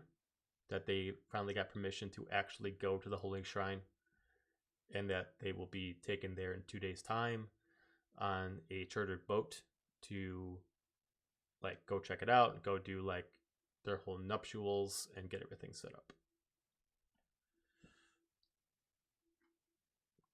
Other than that, you enjoy your large feast. Because you have a large amount of ale in you and you ate a huge amount of food, I need you to give me a Constitution saving throw to see if you're able to like get out of your chair. Waddle out of there? Nope. I guess I'm just hanging out. So you're gonna pass out at the table. Like you're not drunk, but you're just like if you gotta like unbuckle your belts, like you immediately just like step, like and you're just like you're just like sitting in a chair and you're just like you went from like sitting posturally to like sprawling back in the chair as you kind of like let the gut just kind of like sit out a little bit. Gotta unbutton the pants. Right, become one with the chair. First spot. There's a nice butt dent in the chair now because of the weight. As immediately as you're sitting there because you didn't see anything, another person comes by, fills up your stein of more ale, and immediately walks away. As you just stay there. Yeah, I'll be like, oh, I really should. Oh, I really shouldn't. Since you are basically just hanging out there, do you want to focus on either one of the conversations you heard, or you just want to just keep listening? I want to focus in on the people that got the creature cornered. Okay, give me a perception check with advantage since you're trying to specifically listen to them. Okay. That's Constitution. That's Constitution. I was like, wow. Okay, 19. Oh, good. Better. Listening specifically to their conversation, you find out that there's apparently some kind of what they describe it as is some kind of large winged beast that's in there, and it's considered one of the realm's like extinct creatures, and due to the laws of Khalid, it is not to be harmed. But there is like a magical thing to it that, much like a dragon, that if you kill it, there is like some kind of horde that will always be protecting. But the way to describe this creature... But it's not the dragon, right? It's not the dragon. The way to describe this is it is it's described as kind of like a chimera, where it has like wings of an eagle, but the difference is it has like a body of a snake and head of a ram.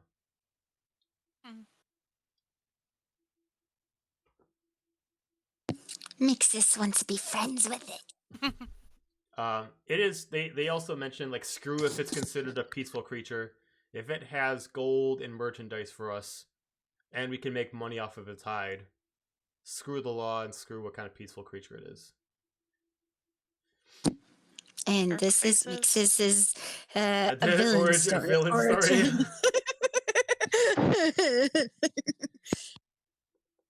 Cool. Okay. Sarah hates it. Renora is intrigued. Okay.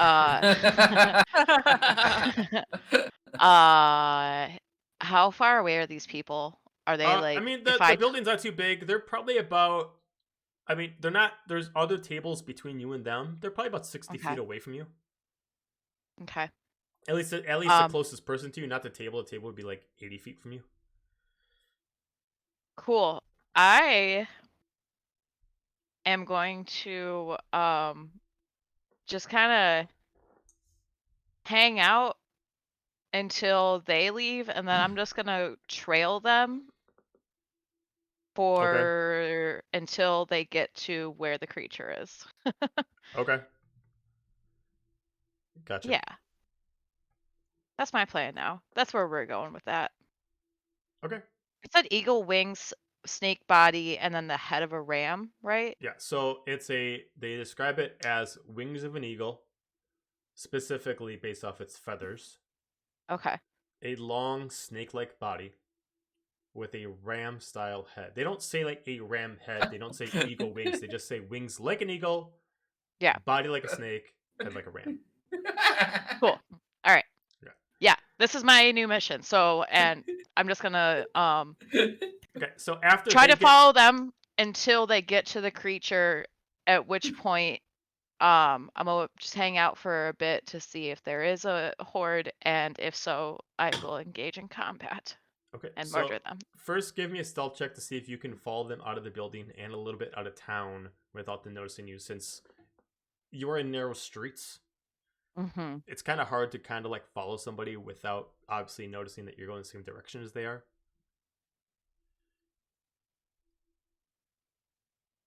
Oh, natural 20. All right. Nice. Yeah.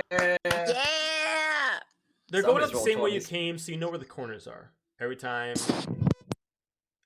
you get to a corner, you stop by that. You just kind of listen in to know where they're going. So by the time they get out of sight, you can follow and listen to sound. So that way they never know you're behind them. By the time they leave town, you just use what little architecture and the way is possible until you find out that they're heading into the Wandering Greens.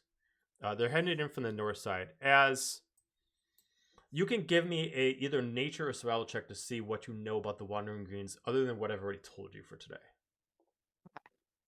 And all of a sudden, they fall into a trap. 13. All of a sudden, they get eaten by bears. Fucking wild, right? How long Cross have you, Street Bear saying, "Can't believe that guy." how long have you been in Khalid again? How long has your character been in Khalid?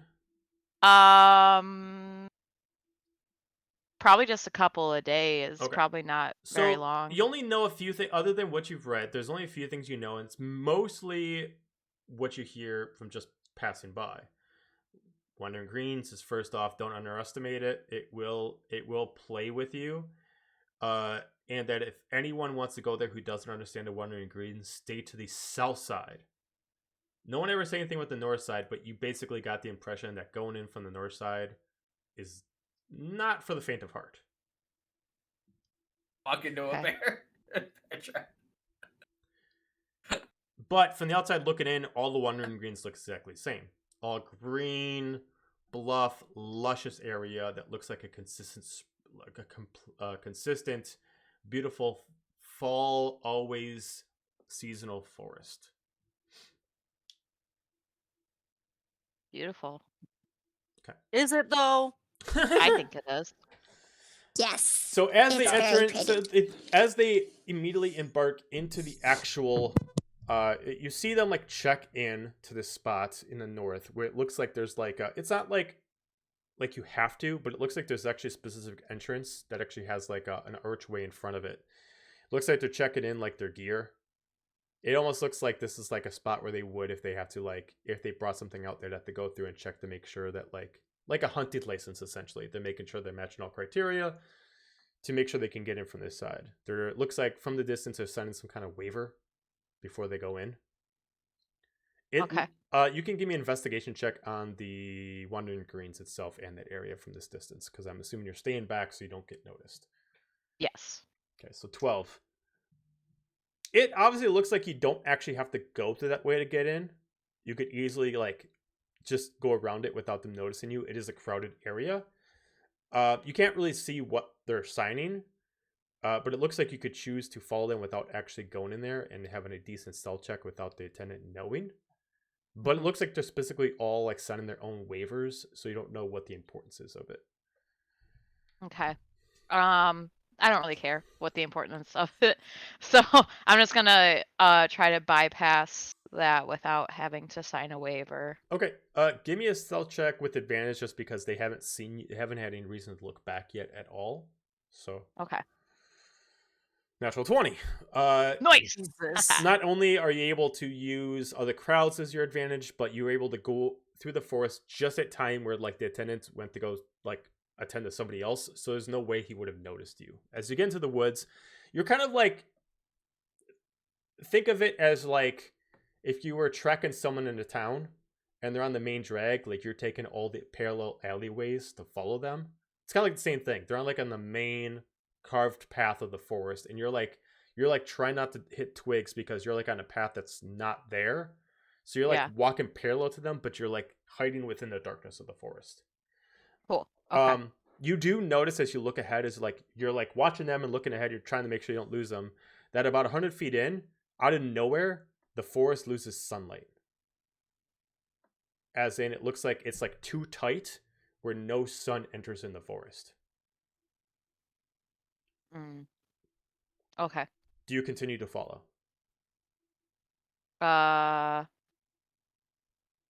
Yes. Okay. Because they haven't reached the animal that they were talking about yet, Nope. right? Nope. Okay. Although, as you're walking, give me a perception check to listen in Sure. on what they're saying. 17. Okay. You listen in and you hear one of them that looks like the leader. Large man wearing a very barbarian style. He's wearing his green-skinned, really large half-orc. Kind of has a blonde mohawk going on. He's got his ears large piercings, and he's got like this big, huge fur collar. And he's carrying 2 axes with a couple hatchets on the back. He's holding one double axe in his hand. He looks back. All right, gentlemen. Don't forget, torches up. Make sure you stay on the path. And make sure that we listen in for its call. Remember, we can't let it see us first, otherwise we'll escape. And remember, don't believe whatever it shows you.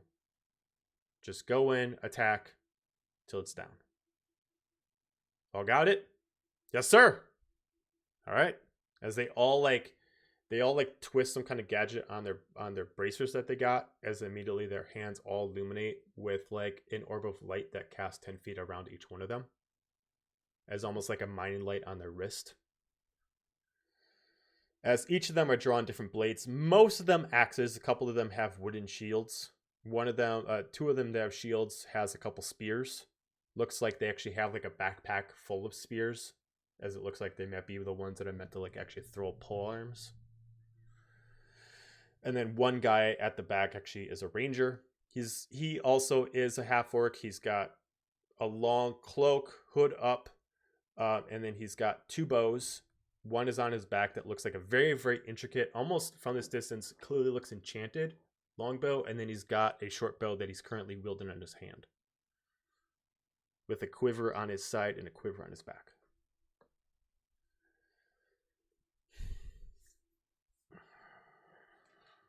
Okay. I am just going to observe. Still And stay if parallel? Okay.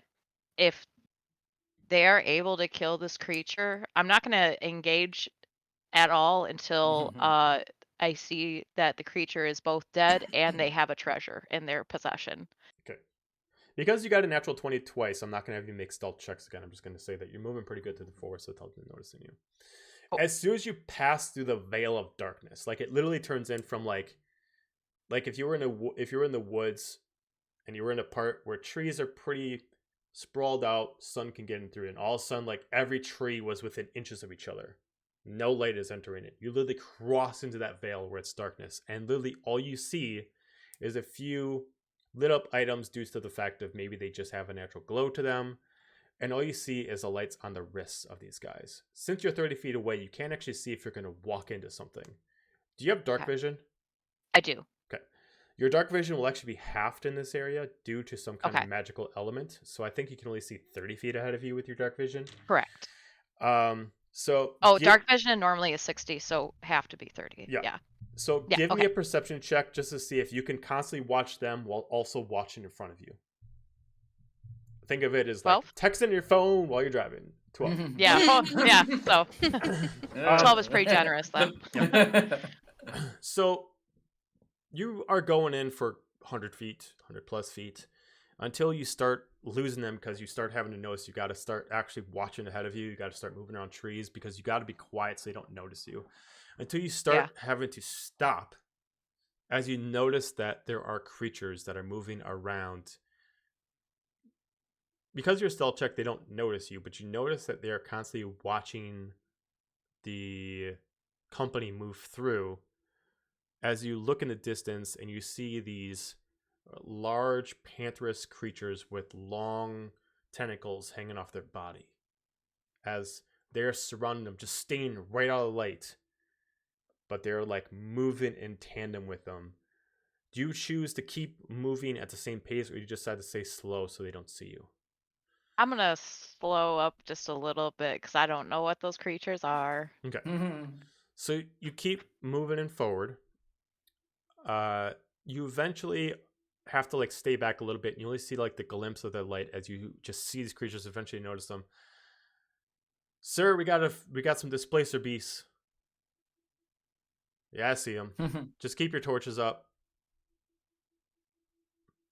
As they keep moving further, as you see the archer take his short bow, he grabs an arrow from the side and puts it in. As immediately you see the arrow light up like a flare as he immediately shoots it in the air, as it immediately just glows up 80 feet around them like a flare would, as immediately the displacer beaks pull back a little bit as they're like, all right, move, as they start running. What do you do? Okay, I guess I start running to try to catch up a little bit. All right, give me another Can I stealth move check. to like the main path but stay behind? Sure. Then yeah, just give me a regular stealth check then, because I was going to give it to you with Okay. disadvantage if you're going to stay on the side. So give me a regular stealth check. 10. Okay. They don't notice you, but as you're running, a couple of displacer beasts stop as they hear you coming. As a couple of start watching you. They don't attack you, and you don't have any natural light on you, but you can see as you're running, you can see the natural glow of their eyes as they're moving past with you, as they're observing you, but the way they're walking, you can assume that maybe they can't attack you without command as they're moving in parallel with you. Like, you slow down, so you do like the slow cat stretches as they're like, okay, they're going to stare at you and they're going to do a long stretch of the, and you like slow down, like pause in mid stretch as they just kind of stare at you and they just squint their eyes. Big stretch. Do you keep following? Yeah, I'm in it to win it. Let's go. All right. Do you try to catch up, or are you going to stay going slow? I want to get to the point where I can see them, but I'm like just out of like the light range, so they're not focused on me, especially since I'm behind them. So because they are running and you are going slow, if you wanted to try to stay within their vision or keep them in your vision, you would have to run. So either you have to run or you got slow. Okay, you're gonna run. Okay, so you start to run. As you try, all you see is just like the small. Instead of seeing multiple lights from this distance, you just see one glow due to how far they are from you. As you're trying to run, they're outside of your field of vision, but you still technically see the light from that distance. As you're trying to move in, you're trying to catch up. As immediately you notice the displacer beast starts slowing down behind you as you pass the whole group, as they just kind of like stop as if they're like, nope, and they stop chasing the other ones too. As immediately in the distance, you start hearing a large roar. And you immediately hear, there she is! Draw all swords, attack with all axes, don't stop. What do you do? Aww. Okay. How big / sturdy are these trees around us? Like, are they like a bunch of saplings or? Yeah, I mean, like the width of each one is about 40 feet. Okay. They are large, sturdy trees. Okay. Would it be reasonable to think if I got up into a tree, I would have a better viewpoint of what's going on, or would I have a better viewpoint from the road based on you'd probably have a better viewpoint up. Okay. But if you wanted to, give me another either perception check or investigation check.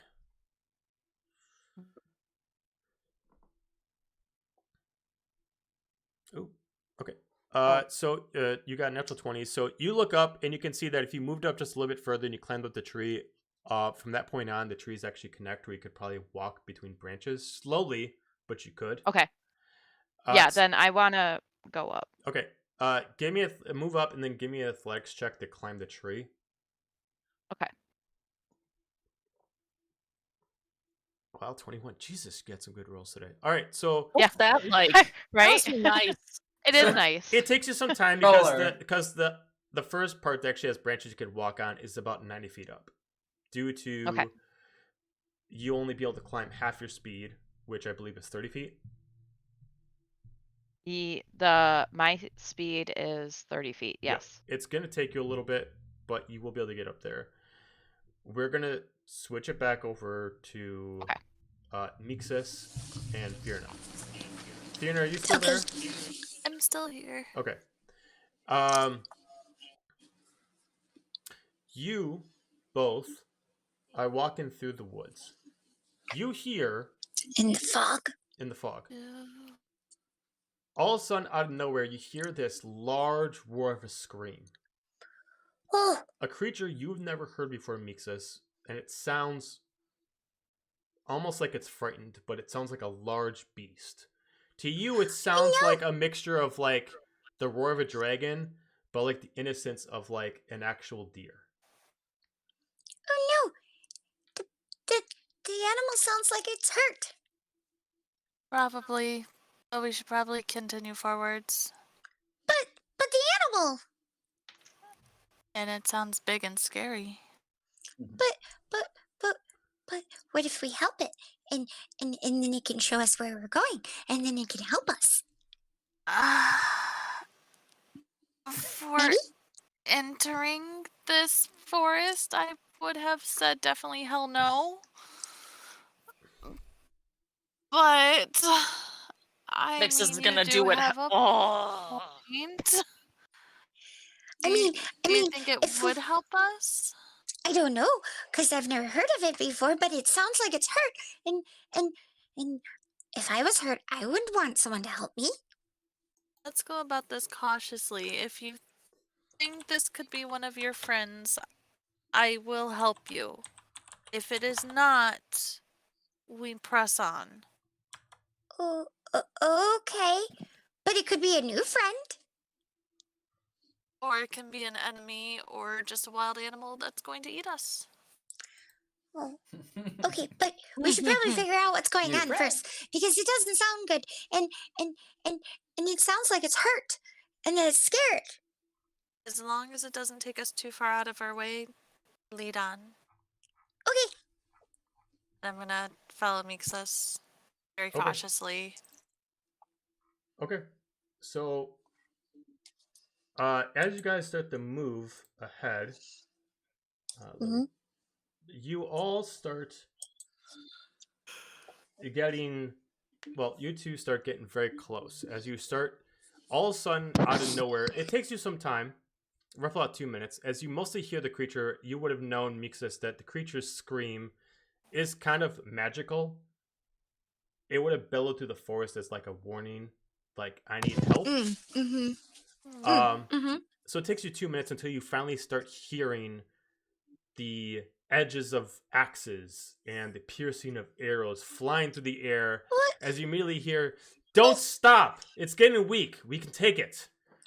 As you start seeing on this main road, you start seeing all this party, you see one man with a double axe that immediately ignites it into a flame as he just touches it and just immediately turns it into this large torch of a blade as he starts swinging. I will show you what this creature looks like. If it pulls it up.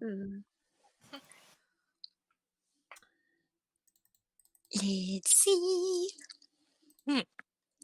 Says me.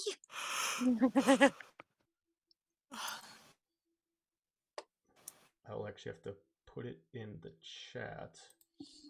Okay. You guys were going to see it.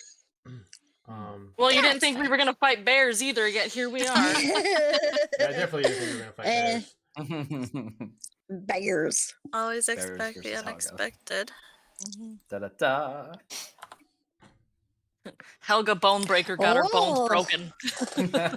Oh, it's so pretty.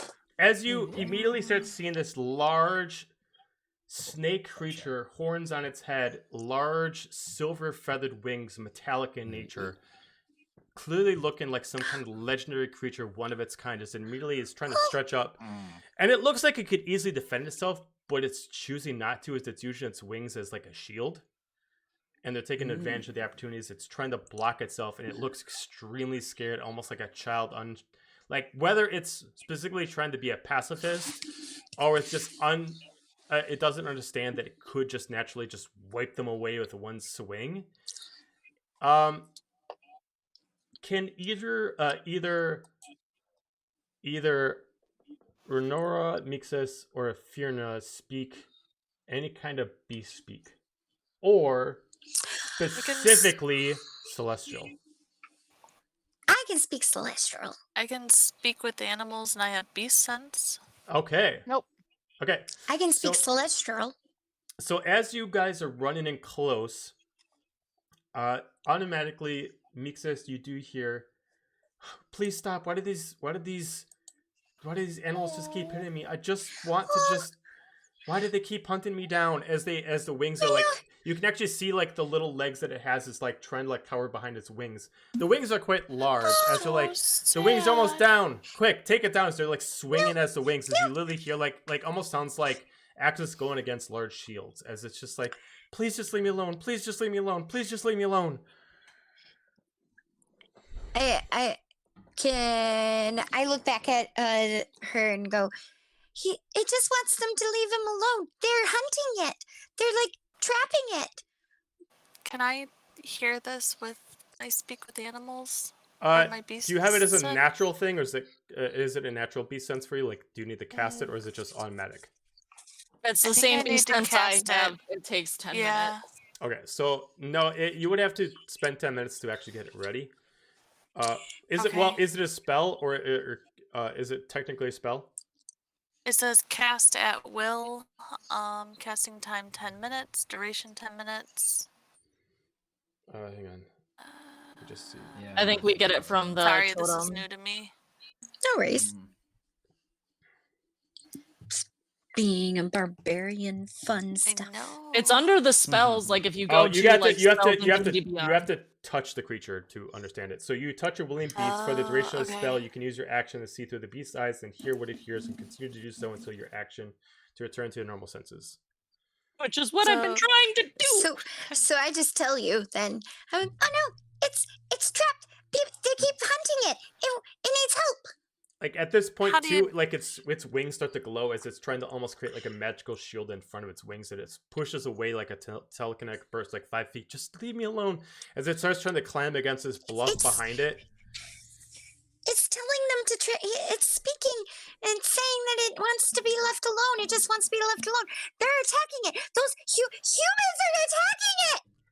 Knowing my adorable little friend is very attuned to nature, and knowing how the forest works now, I'm going to turn to the main guy and I'm going to cast Mind Sliver at him, which is going to drive a disorientating spike of psychic energy into the mind of the creature you can see within range. Okay. He must succeed on an intelligence saving throw or take 1d6 psychic damage. And he's -1 on intelligence saving throw. Yeah, he would just be a 0. So that's a 7. Okay, so 1d6 and subtract 1d4 from the next saving throw it makes before the end of your next. Okay, and then what else does he do? Does it do anything like as far as a penalty to him other than the d4 from a saving throw? Does not say no. You just drive disorienting spike of psychic energy into him. Okay, so immediately and he takes the damage. Okay, so he takes the damage as immediately gets pulled back. It's like, what the? This creature just tried to attack me. Peace on my ass as they keep like pushing in closer. Leave it alone. All right, so we're gonna go into combat. Is this the combat you wanted? No, but we will do it anyway. Yay, we're subverting all the expectations. I love it. Joe will never get the combat he wants. So, if it loads, you two would be down here. Okay. Now we could be the spectators. I need to find my little person. Where's the where's the huge creature? I'll pull it up in a second. Hang on. Okay. Do you want us to roll initiative for you? Yeah, in a second. Okay.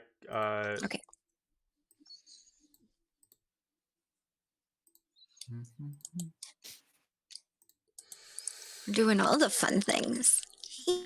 All the fun. Bears. Mythical creatures. Yep. Fighting people. Not fighting people.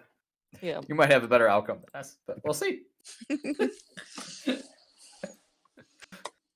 me 1 second to quick set this up. Yep. At least the squishy guy didn't get hurt. I'm pretty squishy too. Sure, let's try and thunderclap the bears while the person's on the ground. Yeah, it would have been great.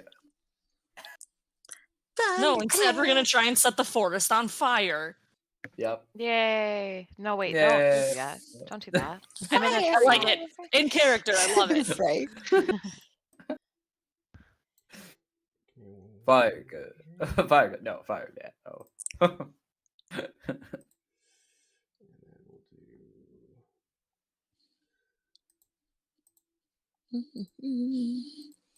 So you guys come to this forest often? Yes. No, not at all. I don't know. I live here. But I haven't met you yet. Yep, nope. Xander and Helga are just forever lost in this place. I'm just following the overly happy little elf.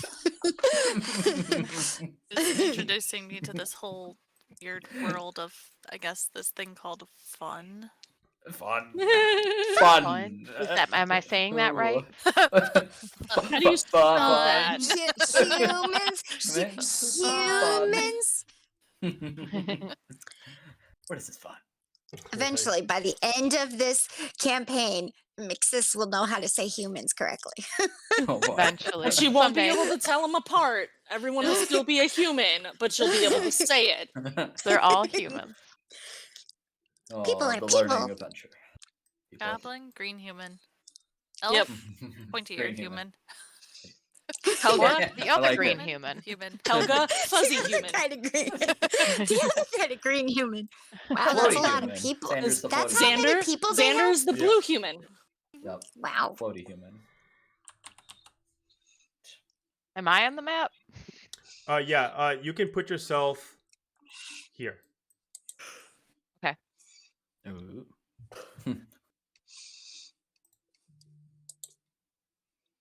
In the shadows. Guard your pockets, you two. The swindler's here up in too. town.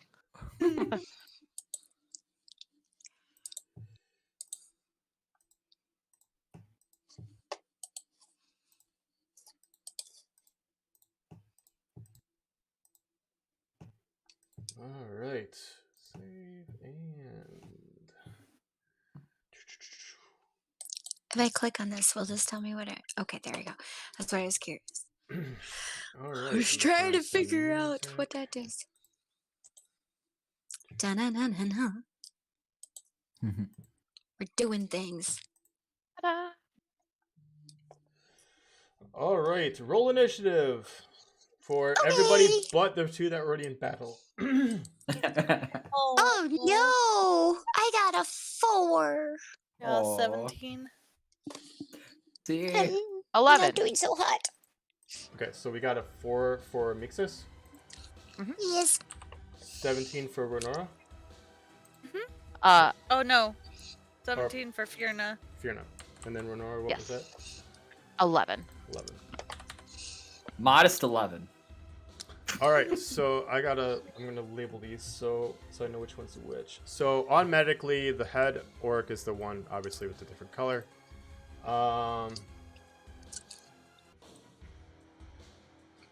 Okay, cool. I'm just gonna label them depending on what their weapons are, so you know which are which. So if they are red, the red one is the archer. Okay. Blue are the ones with the pole arms that are throwing them at them. Yeah.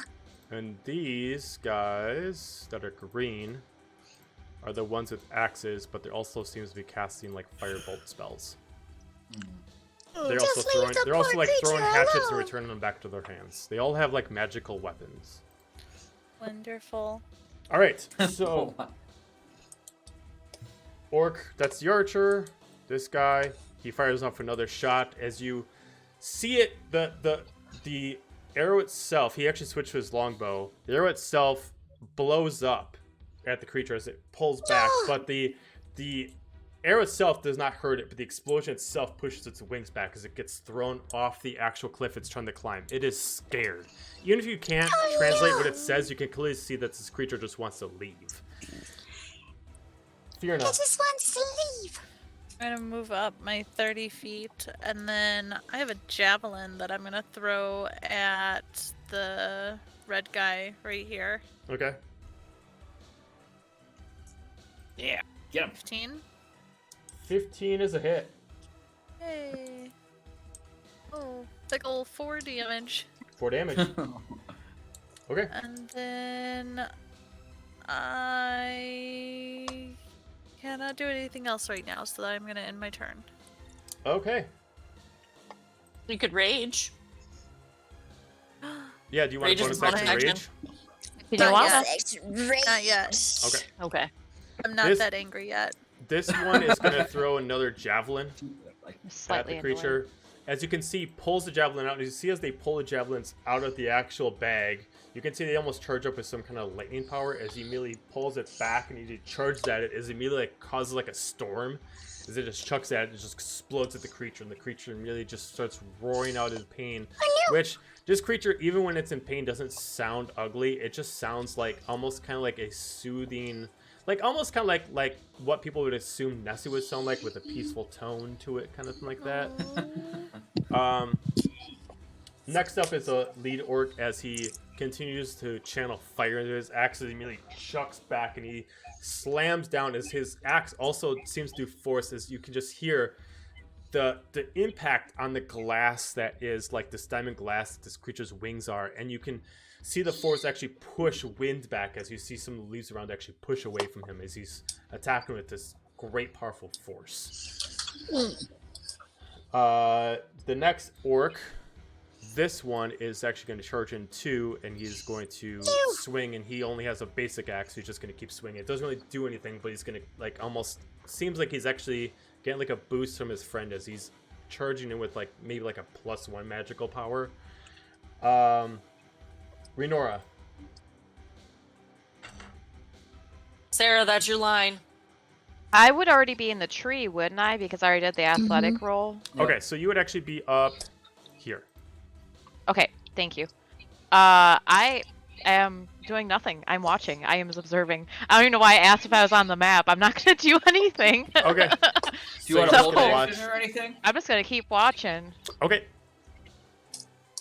I'm not even here. Ooh. I'll be like, who are these? What are those? Strangers.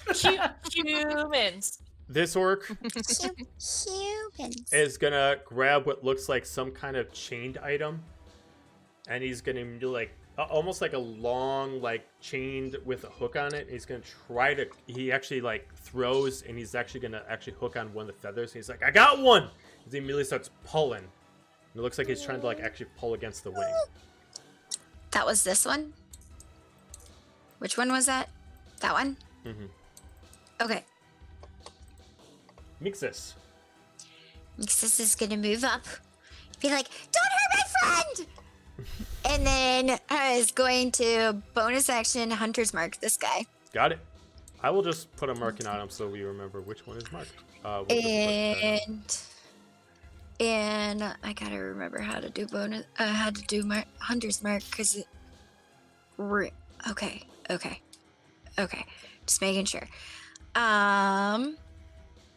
Then I'm going to use my longbow and hit at him. Oh, that didn't work. Probably 12. Unfortunately, that is a miss. Damn it. How far is he from me now? Let's see. Okay. I don't think I can. I don't think I have. Oh, I do have two-handed weaponry. Okay. I am going to... Well, use the longbow. So a longbow would have been your action. So you can't... since it requires you use both hands, you can't use another hand to attack as a bonus action. Okay. Well, I'm just going to be like... And I am going to say in Celestial, it's okay. We're here to help. Okay. Because you tried to... Is there any way you can fight? It does respond as all the other orcs are like looking. It's like, what the hell is... As they're like kind of like confused about like this little girl that's behind them. As you're the creature, please just help me. I'm here. I would imagine that Mixus is now red and no longer green because she's angry. Yes. Very angry. I look like a fall. I look like a little fall creature, like being very upset. You can actually, Mixus, I'll allow you to give me just a insight check on the creature. Okay. Ooh, natural 20, 24 to... You actually recognize this type of creature. It is actually one of the creatures lost from the Fey realm.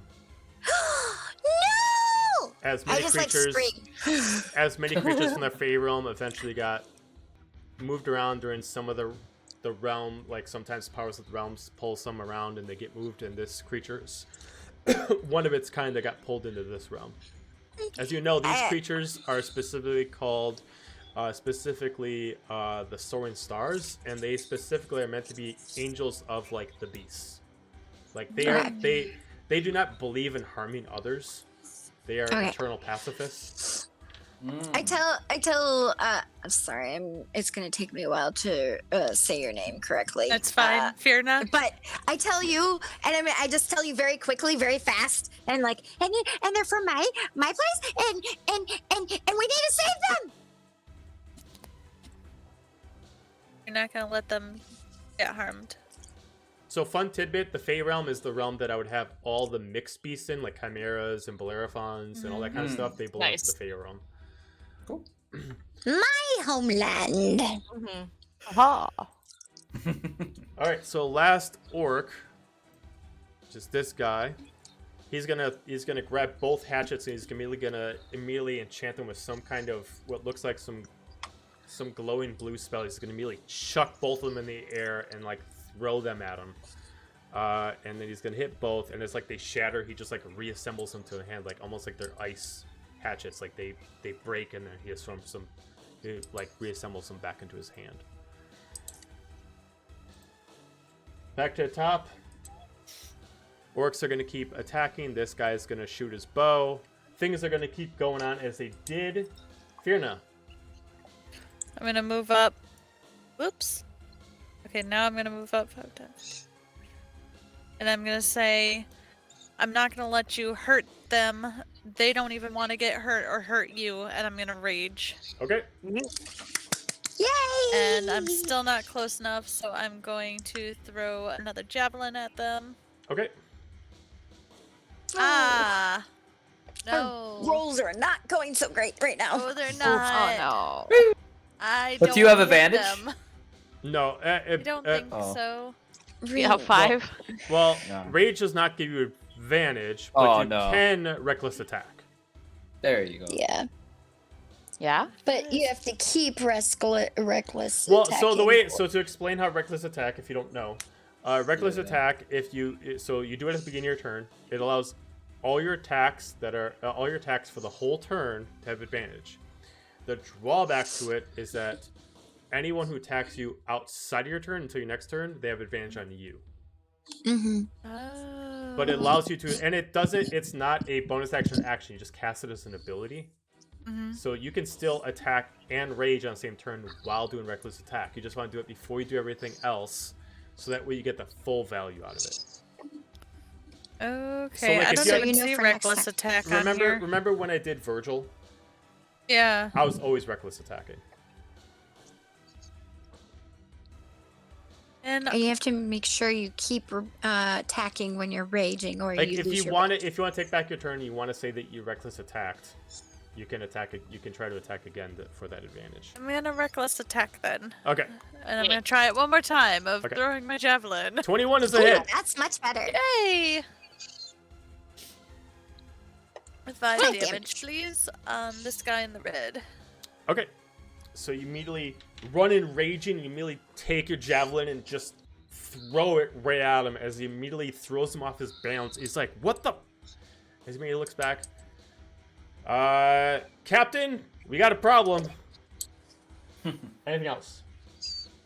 My eyes are kind of like glazing over, slightly red. And I'm kind of losing sight of everything and zeroing in on him, and I'm ending my turn. Okay, got it. Fierce. This orc is going to hear, and he's going to turn around as well. He's going to be like, "What's happening?" As he immediately sees like this large elvish person just like super pissed. And there's a small little crazy creature behind her. Like, And It's like, too. "Oh, I see." It's Peter Pan and Self-made Tinkerbell. protectors. as he pulls out a javelin as of his own, but he's gonna actually use it as a melee weapon, and he's gonna actually run towards you. He's gonna attack. do some Matrix 11. shit. Yeah, that's my AC. Okay. Oh, so he does, no. So he just gets you as he swings, and you try to pull back, and he gets a little bit of your clothing. He's gonna do 7 points of damage as he just like slices a little bit of your skin, but not enough to do a major amount. Because I'm reckless, that doesn't get halved, right? Oh, No. technically. Oh, I'm sorry. He technically gets advantage on you too. So it's if he Yeah, gets he gets 20. advantage. Oh. Well, that's 22, so it's still hit anyway. But it was a natural 20. But rage allows you to half it. So you took Yes. 7 points of damage. So you only take 3 points of damage. Oh yay. And that's the end of his turn because he doesn't have multi-attack. Orc in the front, he's gonna look back. We gotta keep fighting this creature. Just deal with it. As he's gonna keep attacking the actual creature. As he was before. Same thing as his man to the left. Renora, are you gonna do anything, or you do see what is going on? You did see 2 people join in the fray, and they are trying to protect this creature. Yeah. When Fiona? Thank you. When Fiona said the thing about it's not hurting you, Renora kind of chuckled to herself like, "That's not the point, sweetie. We're after gold." But no, if I had popcorn, I would be eating it. Okay. I would imagine that. Like I assumed you saved some of that buffet. Yeah, you saved some of the pig. I like and pull you're just out like, a pig ear and then start. You're just like, okay, and you're like, no, I mean on the pig ear. Some Right? pocket Just, like pig. sit down on the branch, my feet are like. All right. I'm just chilling. This orc then is going to run in with his axe. No. And he's going to pull out his regular axe, and he's going to attack. And suddenly 3 bears don't sound so bad. 17 to hit. That hits. Okay. Oh, and I'm sorry, he does have advantage against you. That's still fine. Oh, I don't know why I attacked multiple. It would have been 11. So he's going to do slashing damage, which is 15, but due to your rage, you only take 7 points of damage. Okay. This is gonna be a very quick battle. Ixis. Yep. Ixis is like, stop hurting my friends! And then I'm going to shoot this. Well, I'm going to keep shooting the dude that I have Hunter's Mark on right now. Okay. Yeah. Because I want to stop him. Okay. We'll see if this actually works. My rolls are really bad. Well, 13 is a hit, though. Oh, okay. Right? Okay, now I have to roll for So bad, they're good. Hunter's Mark. Yep. The 1d6, right? I believe so, yeah. Or is it? I can't remember how. Does it have to D6. do with your what level you are at all? Because it's not showing anything here. Hunter's Mark. It doesn't have anything to do with your level. It's just because it's just a spell. So it's when you get older. Yep. Okay. So did it go? So a total of 9 points of damage, 4 piercing, 5 Hunter's Mark. Yeah. And I am going to. That actually does kill him as you pull back with and you put him down. So I'm gonna bonus action or move because I have a chance. I can move my Hunter's Mark. I'm going to put it on this dude right here. Okay. Yep, right in the middle. That's right in front. And I am when he died, what happened to the chain that he had around the wing? It's still hanging on the wing, but it's no longer being pulled on. Okay, I'd be like, you can free your wing. And I'll say that in Celestial. And then I'm going to actually move over here. Okay. And how far is this person up here? Well, since she's about 90 feet up and about 30 feet away, due to putting some geometry into it, it'd be about 150 feet due to diagonal purposes. Or it'd be 90 feet diagonal purposes. Okay, so I wouldn't know that they were up there at all. No, I mean, she's not specifically trying to be. She's not making herself apparent, so no, you wouldn't. Yeah. You just hear the crunching of a pig ear. Yeah. My ear perks up. Yeah, but I'd be like, stop hurting my friends! When I see you like perk up your ear, I'm just like. Actually, like, slowly. Snacks are gonna be the end of me. Oh my god, that's For real. For reals. all right, My we're just gonna- undoing. everybody's just repeating what they're doing. So this orc is actually going to the captain's like, we need help over here. As he knows that the other one went down, this guy actually charges up and actually goes over that way, and he's going to actually attack with his javelin. No! Stop hurting my friends. Oh, I'm sorry. This guy is actually going to move up here because he actually has the bow, and he's actually going to use his bow against him. Fiona? I'm gonna take this guy with the blue. I'm gonna swing my axe at him. Okay. Swing hard. Maybe. There we go. Yeah. 18. Oh, yeah. 6 damage. Which one did you hit? Blue. Oh, the one in front of you. Plus, you also get a rage bonus, which I believe is a +3, Yep. so he takes 9 points of damage. Yay! I'll learn this one of these days. That's okay. We're all learning. Yeah, I was gonna say it's the first combat of our new then- characters. And then what weapon was that you did your hand axe? So do you have a second hand axe? I used the great axe. I do have a second hand axe, but I used my great axe on that. Oh, okay. It just shows hand axe. Right.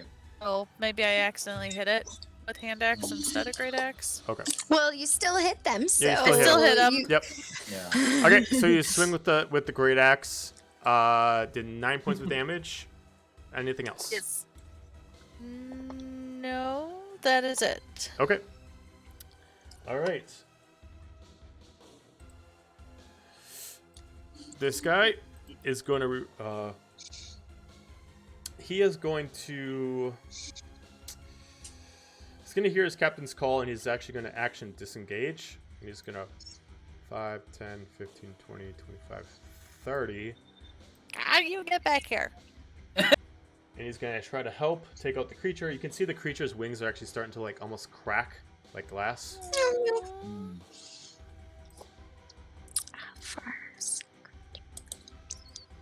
This guy is going to redo. He's going to summon his axe, and he's going to swing at you. 24 to hit. That hits. 6 points of damage, so you take 3 since you're raging. Renora, you're just gonna stay up there watching the show? You know me. Okay. I might move a little bit closer up here. in Okay, the so you trees use the just to- different branches and stuff like that to move up a little bit further.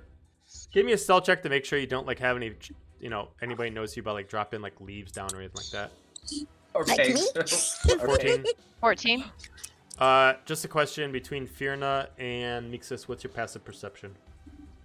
Passive perception is 14. 14. 12. Okay. Mixus, you don't know where it's coming from, but just like we were joking before, your ear does kind of like curl in, like almost like you hear something and just like almost like you would respond like hearing a squirrel move up in the trees. Like it just happens to grab your attention because you haven't heard any other critters around here. It just grabs your attention. Okay. Cool. The orcs are gonna keep attacking. Mixus. I'm gonna move to here, Okay. and I'm gonna shoot this dude. Okay. Be like, stop hurting them! They're only trying to be safe. You can't hurt them. Stop that. 15. Yep. And Roll for the hunter's mark. Yep. And just get into it. So 12 points of damage in total. He is dead. Yeah. Yay! I'm going to move my hunter's mark to the main dude. Okay. And I'm gonna ask in Celestial to the creature, how are you looking? Are you okay? You can kind of hear him say, I just need help. I can survive a little bit longer, but if my wings get broken, I can't move back over to the Fey realm. Okay, okay. And I tell that to my friend. I just yell to my friend about that. We gotta keep them from breaking their wings. They can't move back to my realm if they break these wings. All right. Anything else? But I say that in elf. Okay. I say that in elvish, so they can't hear. Yeah. We won't let that happen. Okay. Orcs are doing their thing. This guy is actually going to do something different because he sees what Mixus is doing. He's actually going to pull out his hatchets and he's actually going to throw them at Mixus.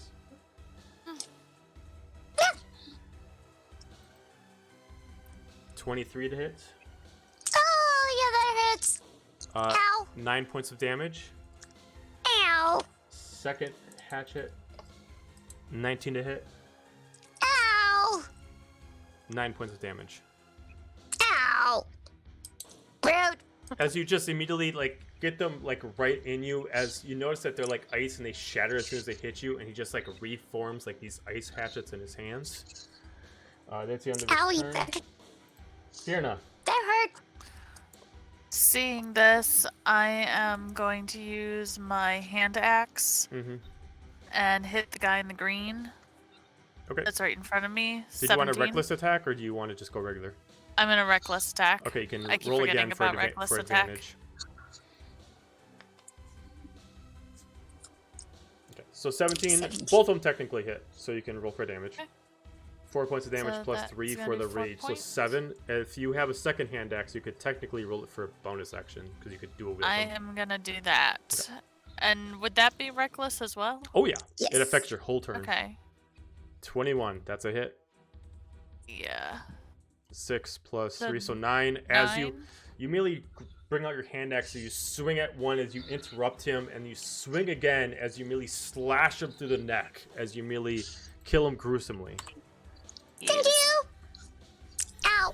I don't even hear you as the blood is dripping down me, and I focus my eyes In full on battle rage. this guy. Okay. It was at this moment he realized he fucked up. My little friend. As the orcs are fighting, this one notices they're down. He's like, Captain? We're down half men. Wait, what? As he looks back. What the hell were you two doing? As he immediately looks back, and he's just like, we need to kill this thing. As he still tries to keep attacking the creature. Point, you're next. This guy is going to draw his bow, and he's going to aim towards Fierna. Oh, 9 to hit. He does get advantage because I reckless. Oh, that's right. 21 to hit. Yeah. Give the ticket. 6 points of damage, so you only take 3. But you do need to make a dexterity saving throw due to the enchantment on his bow. Ooh, I do get advantage on dex saving throws. Oh, nice. So roll with advantage. Roll it. I think. Yeah, advantage on dex effects that you can see while not blinded. Yes. 6. So, as you get hit, you immediately you get affected by some kind of spell, and you are technically stunned. So you have to skip your next turn. Oh no. Unless you can make a wisdom saving throw at the beginning of your turn as an action. Okay. Renora, keep doing what you're doing. You know it. All right. Orcs keep doing their thing. Mixus. I have a question. Yeah. I don't know if I can do this. Can I dash to get under the wings of the creature? 5, 10, 15, 20, 25, 30, 35. Yeah, I mean, the creature's already Okay. responded to you, and you're Then small the- enough you could get between the wings. Then the question is, can I use my face step and bamf them to my field? You can't pull something bigger than you with you to your... Oh, okay, damn. That makes Okay. He's too I large of a am creature. going. He's big. Okay, I am going to then just move into the tree line. Okay. Underneath. And I'm going to shoot the main guy. Got it. I'm trying to hide a little bit. And because I'm small, I can like hide after I shoot. Okay. So, yeah. I doubt I'm going to hit him. Ooh, 22. Okay, yeah, that's a hit. Yay! Stop hurting my friends! Out of the forest, all you hear is that. Alright, so 12 points of damage. I'm just gonna mark them as far as just like being bloodied right now. Okay. And I talked to the little creature. I was like, Are you able to bamf home? He responds back, it requires extreme amount of concentration, but I don't want to go home yet. I got business here. Okay, but do you have the ability to bamf and then bamf back? I don't know what you mean by bamfing. Well, Words. I guess it's called Fey step. I can't. If you mean teleporting, I can't do that. I need to fly into the air to be able to go back to my realm. Oh. What? No. Oh, froze. Sorry, hun. Can you say that again? He's implying that he needs to fly up in the air. Sorry. Oh, okay. Okay. All of a sudden, we had like a moment little of glitchy. where all of our stuff we glitched. So, so he has to fly in the air to do it. As to far as what move? he's telling you, yeah. Oh, okay. Okay. Well, hang on. I'm trying to save you. Okay. Okay, I can't fly in here. The woods are too tight, and I gotta get back to my nest first. I can't leave them here. Okay.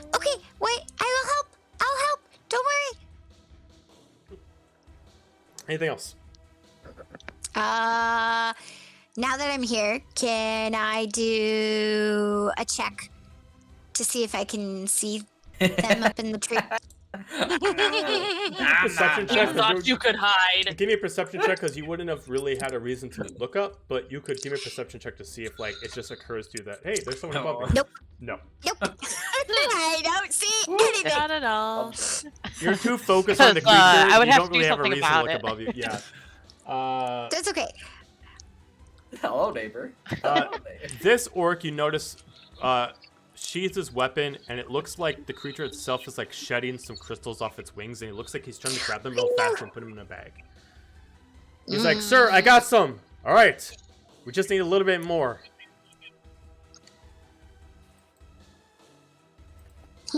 Fiona. Shoot the bag. Rush Get rid up. of the bag. Oh no, I can't. I am stunned. You're I'm gonna stunned. do a wisdom saving throw. Wisdom saving throw. Yep. 11. 11 actually just makes it. There's 11 DC. Oh. Yay! Get So- rid of this too. Was that my Or this- action? That'd be your action, but you could still technically use a bonus action to use your offhand for a hand axe if you wanted to. Yes. Move up. Or you and could I'm do this guy. using My Swing. reckless. Okay, reckless attack. Offhand. Offhand. All right. Do it. Whoops, Get that him. didn't go. Why didn't you go? Come Oh. on. Oh. Ooh. Oh, the first one did go, It so rolled it would have been a twice. 7. Okay. Oh. So 7 unfortunately does not hit. Maybe it's due to the stun, but you were trying to like to swing and you're kind of like shocked a little bit and you do miss him. But unless you want to move a little further, that'd be the end of your turn. No, I did my full 30. Okay. Orcs are still attacking. This guy's still picking up items. This guy is going to take his bow and he's going to try to actually stun the creature. He's going to actually pull like a very specific arrow. He's like spinning around his hand. He's going to pull back with a specialized longbow, and you can just see it's actually like going to charge.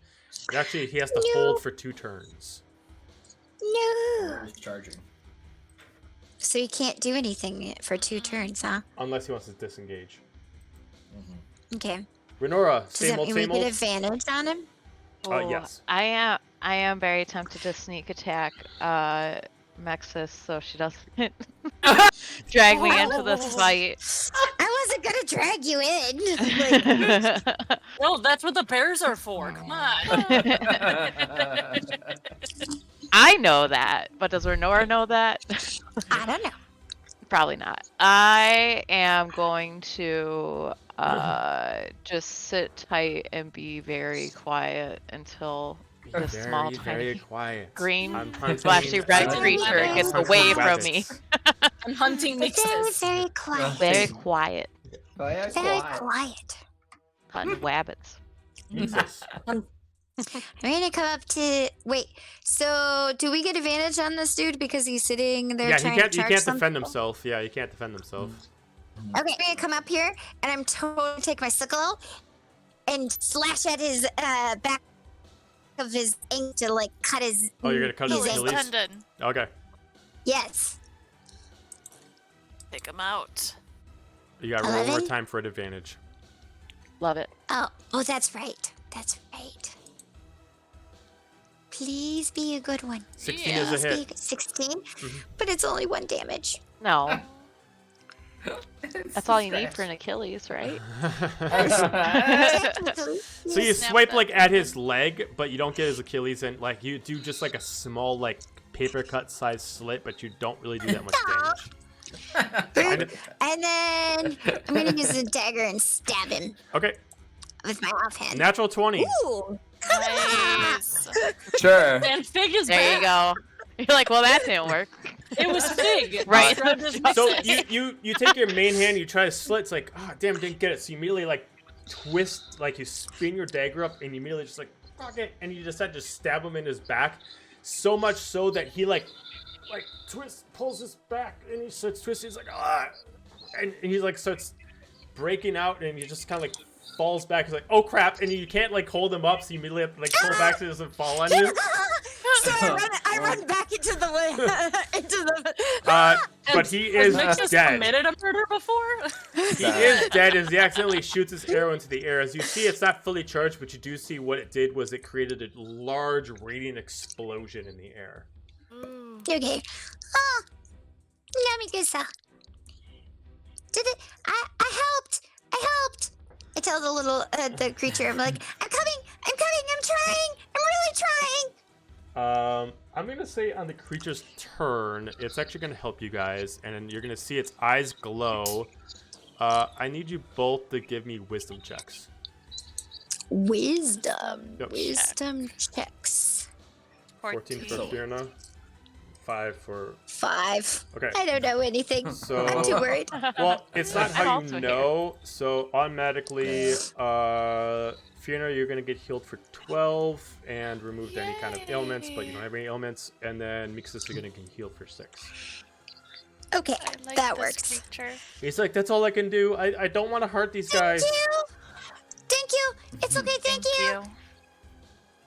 He's kind of like, you know, if like there was the kid at school that's actually the bigger guy, but he was never raised to hurt anybody else. He's getting picked on by like the smaller kids. He's the Kind of like big- he could honestly he's defend the himself, but he gentle doesn't want. giant. Yeah, pretty much.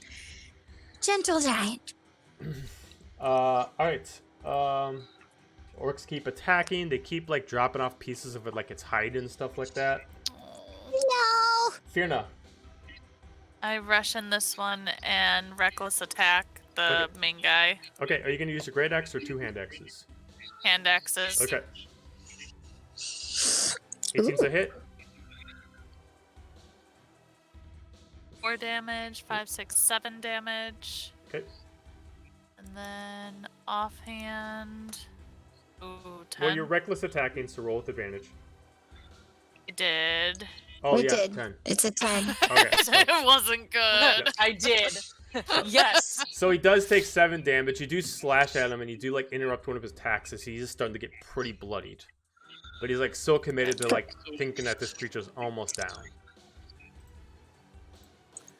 Alright, that ends my turn. Okay.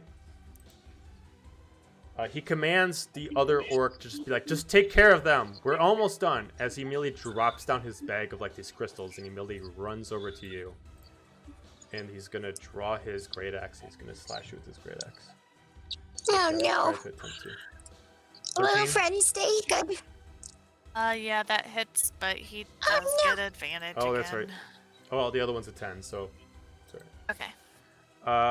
Only 4 points of damage, so you only take 2 points of damage. As he slashed it, you're able to, like, back up a little bit, as, again, it just, like, cuts through you just a tiny bit, but not enough to make any major deal. Renora? Anything? I would like. There's only these two guys left, right? And they both look pretty bad. I mean, this guy really hasn't really taken much, but this guy is like, he's the captain, and he looks like he's using only what he has left to like swing this giant axe. It's like, it looks like a guy who's like been using like chopping wood for like 2 hours straight, and he's just like, and his like arms are super swollen, and like he's using everything he's got left. And this creature looks all right. The body of the creature looks fine, other than his constant fear. It looks like his wings are taking damage, though. Like his wings are starting to fall and break like glass. Oh, that's not good. Okay, well, my original reason for coming here seems moot. But I am kind of intrigued as to why these two other creatures just started coming in and fucking up these orcs. Okay. And shouting in languages I don't understand. So, yeah, I'm gonna keep hanging out just to see what happens afterwards. Okay. High little pitch thingy. Yeah, like I hear you talking one language to the big creature and then talking in a different language to your friend, and I'm just like, I don't know what's happening. Mixus. It's like watching a foreign film without I'm subtitles. going to Yeah, right? shoot at the main guy. And this time, after I realized that they're an orc, gonna tell him, "Stop hurting my friend!" In orc, Okay. actually. God damn. How many languages do you know? Oh, she knows all. Talks to Yeah, trees. 26 So is a hit. And let me do a bonus. Like that. Okay, so 9 points of damage. How would you like to do this? Yay. It's just gonna go straight into his chest as like a Okay, so heart shot. as he just like swings up his axe and do like this big, huge swing, immediately he just looks down as he feels his pressure. He just looks down as he sees like this large arrow just go right through his like chest, and he just starts like It's seizing. probably not that big of an arrow because I'm not that Right. big, but it's But he like drops the little blade. dart. He drops the axe behind him as he just falls down and just goes dead. As you just see like the axe and like break due to the pressure of him going down, as he's just like bleeding out and he just dies there. The other guy just like looks. He's like, what do I'm you gonna want to do? move up to him and say, I'm gonna move up to him and be like, and say in orc, "Put down your weapon now." Give me intimidation. This little, Yeah. I'm not very intimidating, but Tell you, Tinkerbell. That was deception. Oh, sorry. Intimidation. Yeah. I'm The still other- not that good. So you like look and he's just like, he just kind of like looks like he almost wants to laugh, but he's both like said it, I scared said and laughing. And he's like, like he doesn't know what to do. I did say it in orc to him, Yeah, so he's just like, be I don't know what you are, but if you just let me take the crystals, I can get No. out of your hair. no. No me Okay. gusta. Fiona gets an attack before he does. So Fiona, what do you want to do? I swing my hand axe towards his neck recklessly. Oh, yeah. 20 is a hit. 8 points As of one damage. does. Okay, And you get the then my offhand. Plus your 17's a don't hit. forget to plus your little rage Oh counter yeah, too. so that's 3. So 11. 11 plus 9. All right. So you immediately like take your axe as you slash at him. You slash again as you slash down his chest, and you immediately just slash, and you're able to behead him as you just go off with your left hand and just throw it off. That's a Combat roll. is over. As soon as I run up to the creature and be like, "Are you okay? Are you okay?" And I like, I come up and like talk to it and be like, "Are you okay? Are you okay?" He just like puts his legs back down. He's just on all fours. His wings just go back down. He's like, he like twists his long neck down to you as he puts like his one eye looking directly at you on the side. And he's just like, you don't see his mouth move, but you can hear him like speak to you as like occasionally like his jaw does move, his like breathing, but you can like, I'm fine. Thank you, stranger. Thank you, friend. Oh, you're not a stranger. You're a friend now. It's that's nice. It's this is weird. No one's ever like done anything nice for me before. Well, I'm Mixus, and and and and I'm pretty sure I'm pretty sure you're one of the ones that my dad talked about that used to live in my world. Your kind does look familiar, honestly. I've seen little ones like you before, but if you don't mind, I just need to rest. He's like looks back at his wings. He's like, do you need these? And I just like look over at the crystals and I'm like, do you need those? He's like, unfortunately, I can't. I gotta regenerate. I can't like put them back in. They're like birds with their feathers. You can't just put them back in. I need to, but I can sleep it off. Can you just? I know this is a lot to ask, but can you just stay here and just, can you just come? Can you just come this way? Just can you just follow me? And he just starts walking off. It's like, yeah, come this way. As he uses like one of his wings to like gesture you, kind of like a hand, like gesturing forward. Okay. I just keep walking with them. I'm like, and I tell I tell my friend, hey, he wants us to go that way. Like while she was talking, it took me a few minutes. I wasn't paying attention. I'm sitting there shaking and like breathing heavily and just trying to calm down. And then once I did, I kind of put my hand on the beast. And could I have used the speak with animals to hear that last half? Yeah. You could have like touched one of his wings and you could have communicated. You now can like understand him. Mm. You do hear like, just can you just follow? He says he can't take the diamonds back. So right now, scattered amongst the different weapons, amongst the these armors and stuff like that, there's diamonds. If you want to follow, you can follow. It's up to you. Whatever you want to do.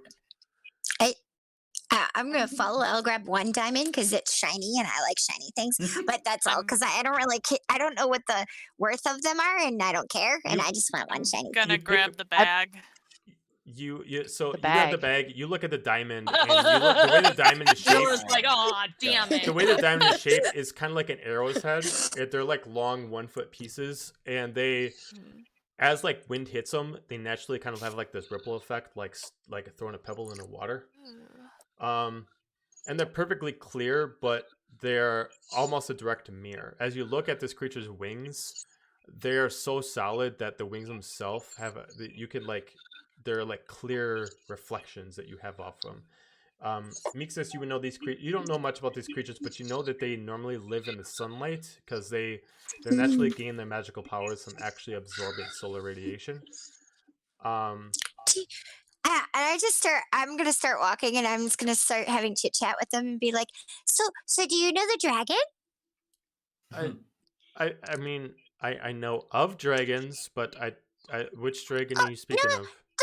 The green one that lives on the top of the bluff. Well, he has a spot there. Oh yeah, I've seen the Emerald Dragon pass by, but no, I haven't had the pleasure. No. Oh, he's really nice. You guys would get along real well. Oh, well, that's nice. My kind doesn't really get along with dragons too well, but I mean, I trust you. I mean, if you think that we get along good, then I believe you. Yeah, he's a good guy. As you look closer to describe this creature, like he's got like the long snake head, but kind of like more like a beast snout.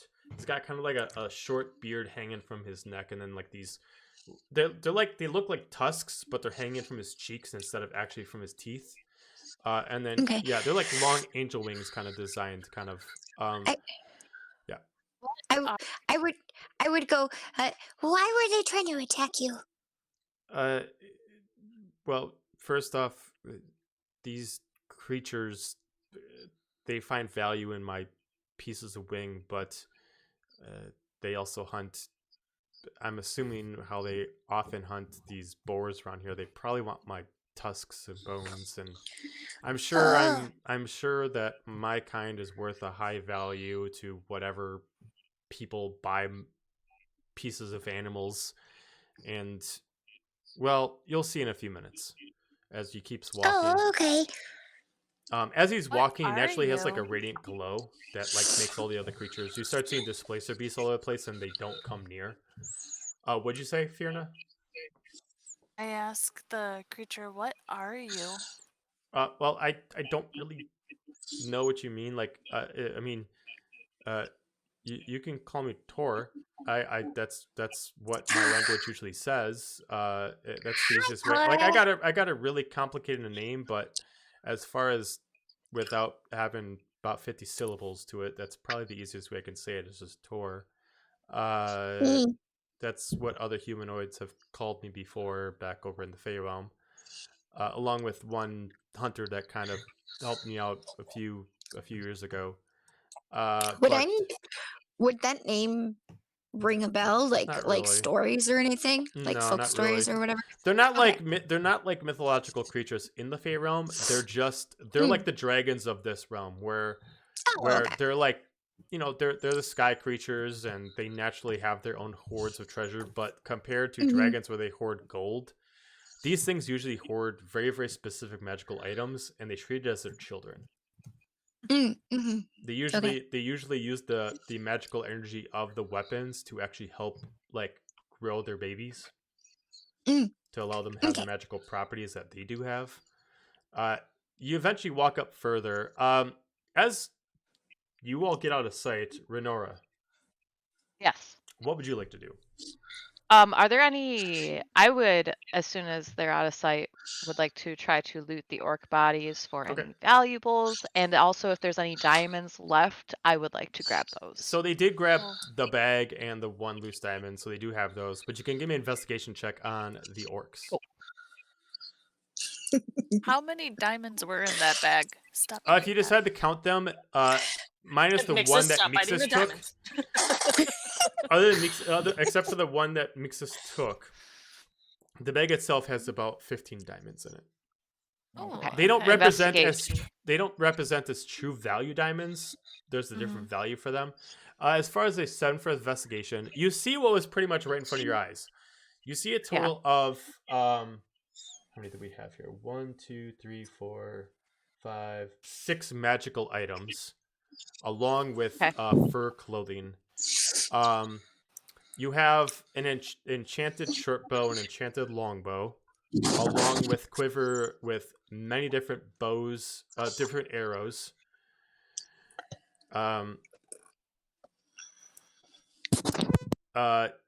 You have javelins that have what looks like javelin satchels that when the javelins are in them, it enchants them with like an explosive charge. That once you pull them out, it looks like once they get pulled out, they actually like ignite and actually explode. But the javelins themselves aren't enchanted. The two guys with the axes have frost axes, so they're regular axes, but when they're thrown, they do an extra d6 of cold damage, and then they can be resummoned into the person's hands. And they get thrown as hatchets instead of axes, but when they're used in melee range, they get attacked as axes. Just because hatchets are less damage. And then the captain, you see two obvious things. First off is his great axe. His great axe is a +1 great axe that deals an extra 2d6 fire damage, and anybody who wields this gets advantage on strength checks. Ooh. He also has a magical hide armor. It's the same thing as regular hide armor, but it's +1. Cool. You're just finding all the things. I'm gonna take it all. Yeah. Just gonna be Cargrab 2.0 closet. That bag you found, It actually, exactly. Now I have like the bag to match the walk-in closet. Like this. As far as the arrows, the more powerful arrows were used. The only arrows that you see left they're both for the short bow and the long bow are specifically +1 arrows, and there's only a total of 5 left.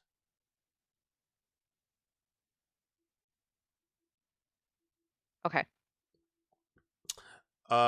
As you two are following Tor, you eventually come to this like cave in a wall that looks like it was actually clawed out by him. Like looks like he actually did make it himself.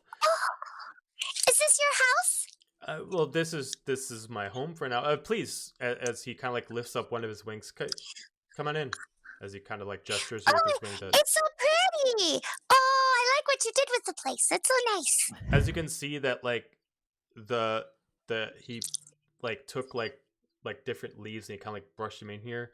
As in a little bit distance, you see like a little bit of a fire that's in here. As you a little bit distance, you see like this makeshift like little bed of leaves, and you see a 2 specific eggs inside. And then right outside of them, you see 2 like great swords sitting right by them that are like glowing right by the eggs. Oh, you have babies. No wonder you didn't want to go bamf away. Oh, and I can't really leave anyway. I mean, for me to go back to our realm, I would have to fly up pretty high, and not only can I not fly in here, but they were damaging my wings pretty hard, and our kind doesn't really believe in harming others. I mean, it's one thing to protect my children, but you know, oh yes, I totally understand. We don't harm others. You know, and then he kind of like goes around and he kind of circles around his children, and he just kind of, you can see that he like breathes like a cold breath down on them as he like freezes them into place. So how long are they going to hatch anytime soon? It takes time. You know, you know, it could be anywhere from tomorrow to another year. It depends. I mean, usually whenever our kind decides to make more, we don't usually do it in our realm, and depending on the magic of that realm. Yeah. I mean, it's why I came here, because I was here for a few years and I was trying to find a spot for me to land, and this forest seemed the most prevalent. It had the most powerful magic, and okay. So I can't really leave. I kind of settled here, and this is until they're hatched and they grow. And I mean, unlike most phase that you're familiar with, I don't know what they're going to look like. Like they could look like me, they could look like something else. It all depends on the magic of the area and the magic of the items that I procure. Oh, that's cool. That's very cool. Yeah, I kind of know the same thing. I'm kind of just living here too. How do you protect yourself and others? I mean, then if you don't harm them. I mean, the good thing is around here, a lot of people here, no offense to you two, aren't too strong, and any of the creatures around here usually scare them off. It's a bunch of those 4-legged creatures seem to intimidate a lot of the other folk, so I don't really need to do anything. But if you know, if something happens too severe where they're able to fully detract my wings, push come to shove, I'll have to do something. But if I can avoid it, normally I've been able to just kind of flap my wings and try to intimidate them a little bit, and usually it goes away. But this group was pretty persistent. Well, they're not going to be an issue anymore because they're dead. And they're not coming back. I do appreciate it. Hopefully no more do come. But if you want, you both look like you've had a trying time. He takes one of his front claws and just kind of like scratches like a couple like little spots in there, and he kind of moves some leaves in there. If you want to make a rest here, you're more than welcome to do so. I don't know why you were here to begin with. Both of you look like oddities in this area, but I do appreciate your help. So, you can stay as long as you like. I appreciate the company. Oh, well, we were looking for what was the what they called it? I don't remember what she called. What that word? Internet was glitching out. Can you repeat that? Yeah. I was like, what was that? What they called it? The lady we were looking for? You said they said a word. I don't understand that word. The witch. But, a witch. Witch. Yeah, witch. Have you seen her around? You would have to describe her to me. I mean, there's really, other than these, there's only been one. Well, it's kind of weird. I've seen other humanoids around here, and they're odd. I've seen. They all look the same. They're all wearing like the same thing, but it's. I don't know how to explain it. You know those weapons that the people were just attacking you with? They all carry those, but smaller. They all look like it's like not as tall as you, but not as short as you, and they all wear like miniature humans. I guess, yeah. I mean, they look children. Yeah, kind of, and they all wear like these masks on that are made of bone, and they walk around and they kind of like I've seen them actually like grab other children and actually stalk them, and there was another. I was watching another group come in, and they looked like they were trying to find their child, and they got attacked by these, and it looked like they killed the adults and they took the boy. The only other thing I've seen is maybe it's who you're looking for. She's dressed up in a kind of like points like Mixus. It's like kind of like an outfit like yours, but all in dark colors, and has a large drape over her head. I can't really see her face. It's usually shadowed. There's not too much light in here, but she constantly does things to the ground. She keeps like touching the ground, and it keeps like killing the plants around here. I try to make sure I protect this area. She doesn't come here. But that sounds like our girl. That's it. That's her. That's who we're looking for.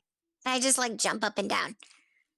Well, she seems. I mean, like these guys were obviously kind of a pain in my butt, but she looks like it's a whole level of its own. I don't know if you by yourself could. I trust that you can. Yeah, you're proficient, but I'd hate to send you out there. Not sure, and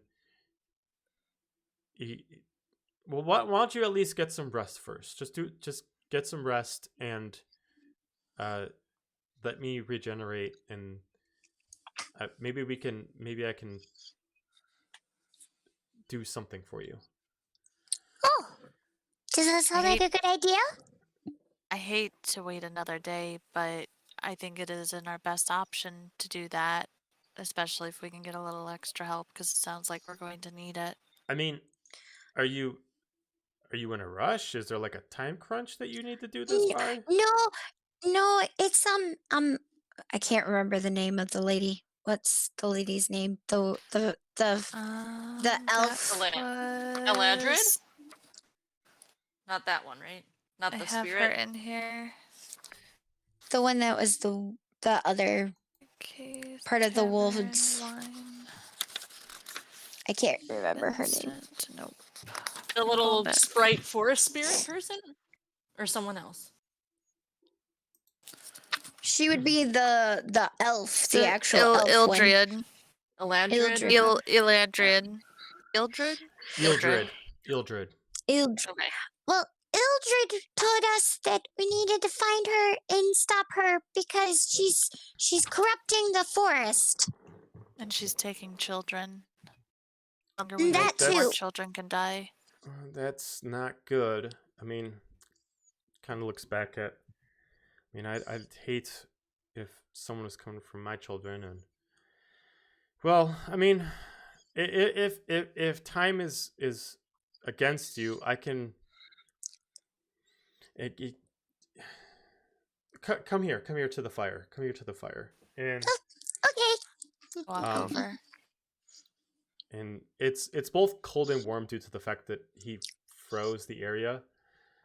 But if time is against you, I totally understand. I will try to help as I can. And kind of like digs in the ground a little bit. Just give me a moment, and puts his digs 5 feet and then snakes his head into the ground, and you can trying to bite something out as pulls out something and throws this backpack that this was left by the previous person who helped me, and unfortunately they well, let's just say they're not gonna be able to need it anymore.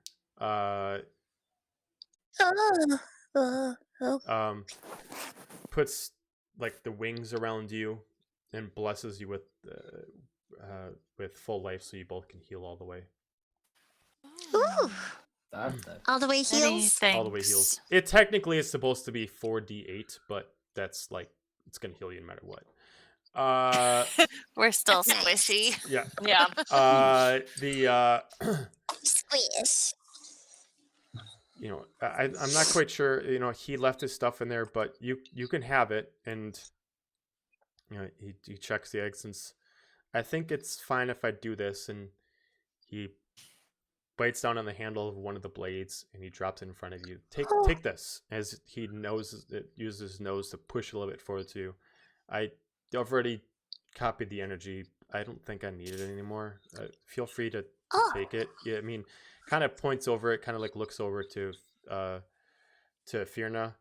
I mean, you look like you could probably have something maybe a little more efficient with maybe that rage that's behind you. I've saw a fighter use this, and it seemed like the magic was pretty potent. My abilities don't understand what it does. I can smell the power of magic on items, and I mean, it's pretty potent on this thing. You can have it. I reach out and grab it.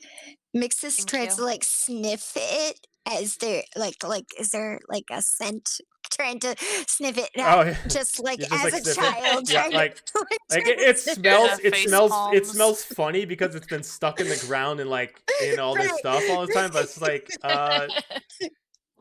because they don't really understand what they mean by it smells like magic, so they're sniffing it if you look inside the backpack, you find yourself it's kind of like an adventurer's backpack, but with enhanced things. You have what looks like a small pouch that has 5 days of rations. You have what looks like this person was a traveler in the area, and it has a map of specifically the northern region of here, and was able to map it out as far as how to get around the northern region. That will help us. The 2 other things that he has that's magical. One is a rope that can pull back down to the user, 50 feet. Cool. It's a magical rope. It can untie itself if you don't have someone on the other side. And then the other thing is what looks like it looks like 2 specific small hand-sized orbs. They're roughly the size of pool balls. And then they both are silver, but when if one of you touches them, they each glow to the aura of your presence. So Mixus, when he touches it in your regular form, it kind of glows green. Poke.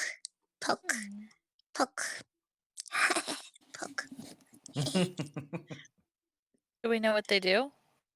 I mean, if you wanted to sit down and investigate them, you can. You both can give me an insight check if you want to take a break and relax and I think we should take a little break anyways, because as a player, what are everybody else doing? You know, kind of thing. Well, that's Should we investigate that? Yep. Give me insight checks on those. We'll switch back over to Helga and Xander to end it off for the night. Oh my gosh. Natural Alright. natural one. Oh no. I did a natural 1 and she did a natural 20. So as you guys are You're like, working I know on, nothing. as you're working on together, it's actually funny how that works because it actually makes sense on the answer. The abilities are more enhanced for someone who does not have magical properties. When someone who's not using magic actually holds it, you have the ability to actually be able to register magical items. So it allows you to, if you're not a magic wielder, you can use it to cast detect magic as well. If you're a magic wielder, you are actually immune to the ability of detect magic. Mine would just be like, mine's broken. That's what I would be like. Mine's broken. It doesn't work. Basically, what it does is for Fierna, if you're holding yours, you can actually use an investigation check to find out someone who's actually magical or you're casting magic. And then Mixus, if you're holding yours, you can actually be immune to someone who's trying to detect you with magic. Nice. And they're not specific. It's just whoever holds one. They're the exact same thing. It just depends on if you're a spellcaster or not, if you're holding it. So to Helga and Xander, let's see if you can actually finally make it within the center part of the Probably not. of the forest. So after dealing with the bears and being picked back up, both of you give me a survival check or an investigation check to see if you can try to figure out how to get further into the woods without losing track. Helga's the best guide. Oh, that's pretty good. Totally. Ooh, yeah, that's a 2. No, mine's good. 19. Yep. 19. Helga? I said a 2. 2. All right. Helga, best you guy. have My own totally guy. got turned around. You have no idea. You're just like... Helga's just pissed. Xander, you at least were able to figure out that... did you use a survival or an investigation? Survival. Okay, cool. So you were able to figure out at least where the bears came from and where, when Helga was trying to scream at the hawk, you at least use a proper deduction when you're outside the forest of how the birds actually fly. And since you just recently checked the time, you know about midday that the hawks actually head north. Okay. So you decided to go in the direction of where the hawk actually went, assuming that would actually make sense. Right. Moving eventually further forward, you actually start finding out that you're in a new territory. It's still just the same, but you start noticing you're in a different area. And you're not going around a circle anymore. Both of you give me a survival investigation check again. Right, yeah, because I think... Oh yeah, another 2. Jesus. All right, yeah. I'm keeping with survival because that's stronger for me. Okay. That's 12. Okay. You don't see any changes, but in the distance, you do notice, Xander, that the creatures are not going further north as they're avoiding that area. As you eventually you look further north and you don't see why, but as you really focus, you do notice that further north is just dark. Oh. All right. So night starts to set in. No, night's not setting in. No. You just notice that even though the sun's still up, further north is just black. It's black. Completely shaded and no light enters in. Well, if you're looking to hide somebody, what better place to do it than in the dark? Absolutely. Did you want to rest before we keep going further? I mean, resources. Probably a good idea. We don't exactly know what we're walking into, and probably you're better to at least little fragile here. And I poke her. She just growls. She just growls. her despite the cuteness of the fluffy ears, they definitely they go back like a cat.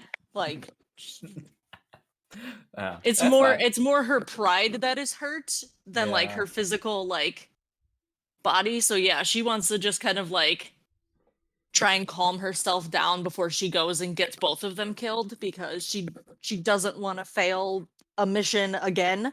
So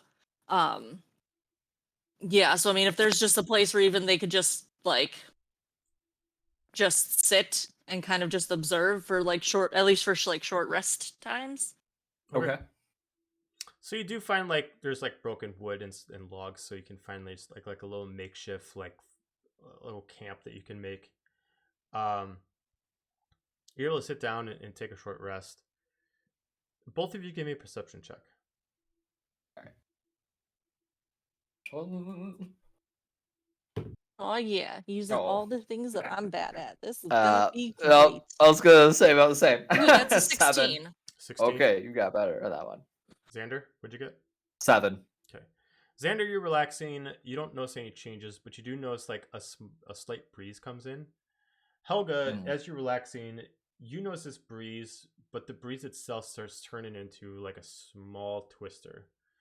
As inside of it, you see this large, like brownish humanoid man, 8 feet in height, humanoid, but has a large, like, skull mask on with large elk horns going up an extra 2 feet from it, walking up forward to you, wearing simply just a long draped gown and nothing on the actual torso. Long unclipped nails, walks forward to you.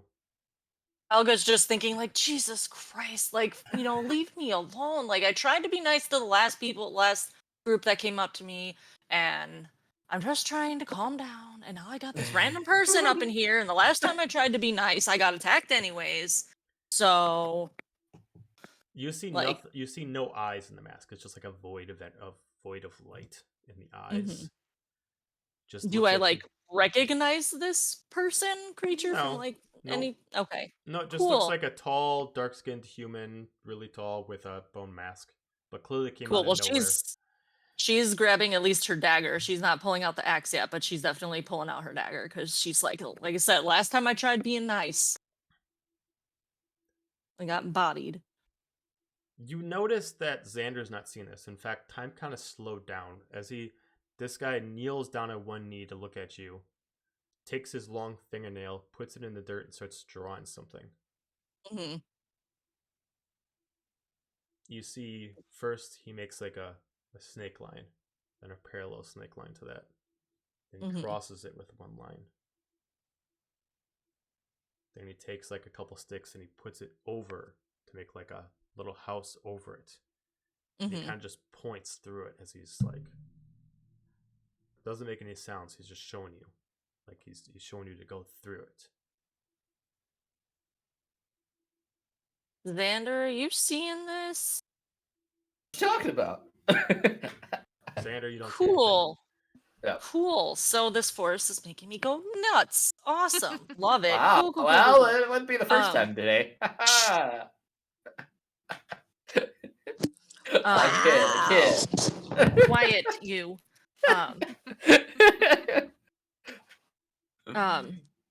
So it's just a drawing in the ground. It's not like a physical, like it's on like, okay. This is a drawing in the ground.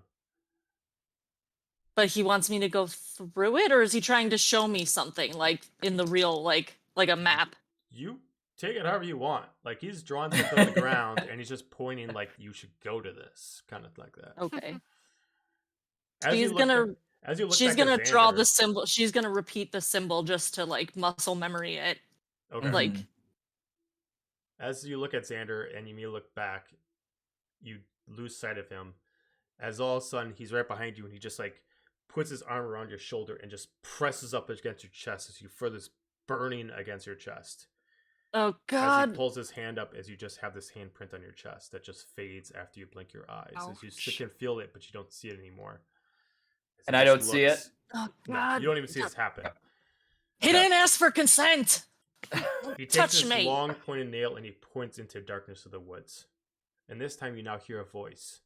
Go. Go. Go. Okay. Jeez. I was trying to take a nap. He's a motivator. Come on, Xander. Let's go. Where are we going? The big spooky voice won't let me relax, so... You're hearing voices? Yeah, Oh, apparently. what? It's great. I love it. Don't say anything to the clan because they won't let me live it down. Also, we never ran into the bears. Got it? The bears never happened. Right. All right. If you want to song keep of the our fingers tales. to play your lute, the bears never. Never happened.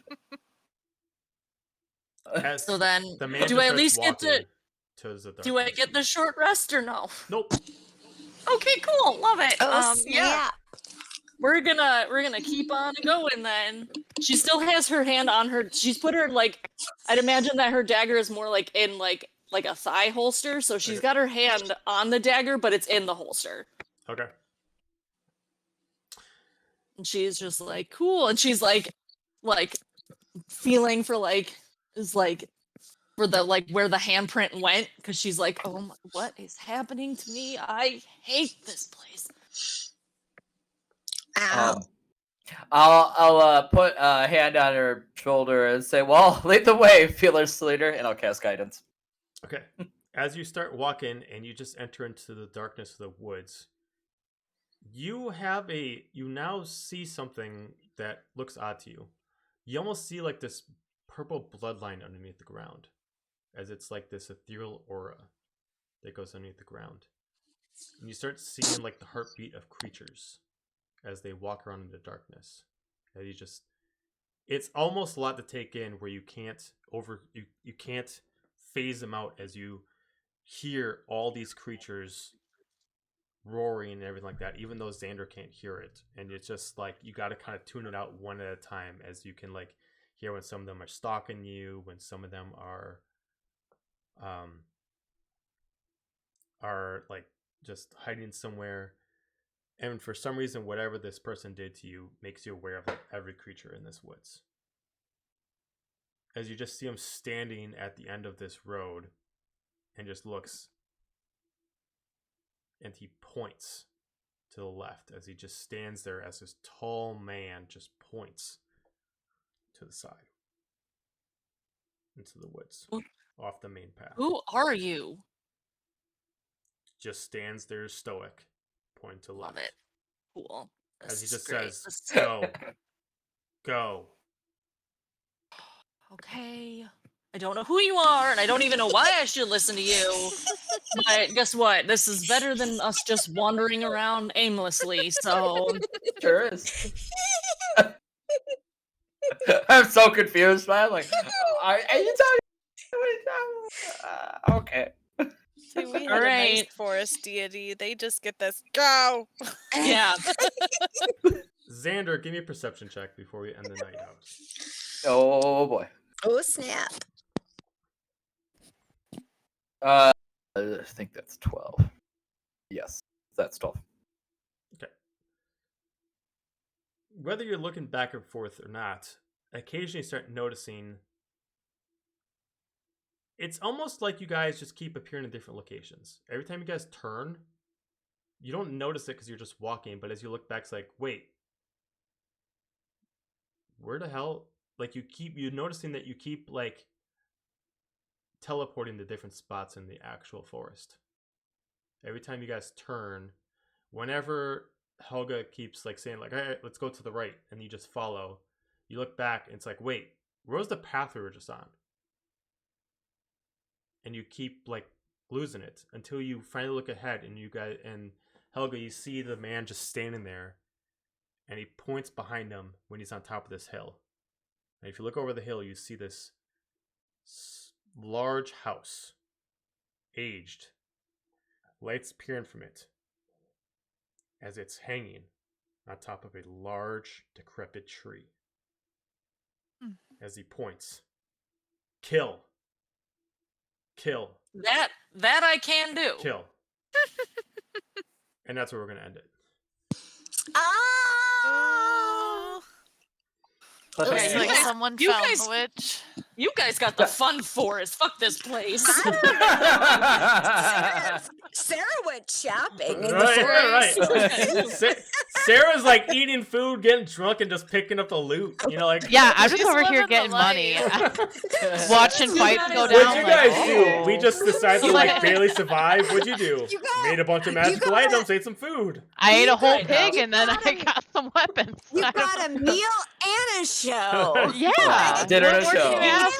You two got to go shopping too. You two made friends with Quetzalcoatl Friends with the animals, and fun animals, kind of. And I got mauled by some bears, and then lost. I watched. And now I'm seeing and hearing things. Like, come on.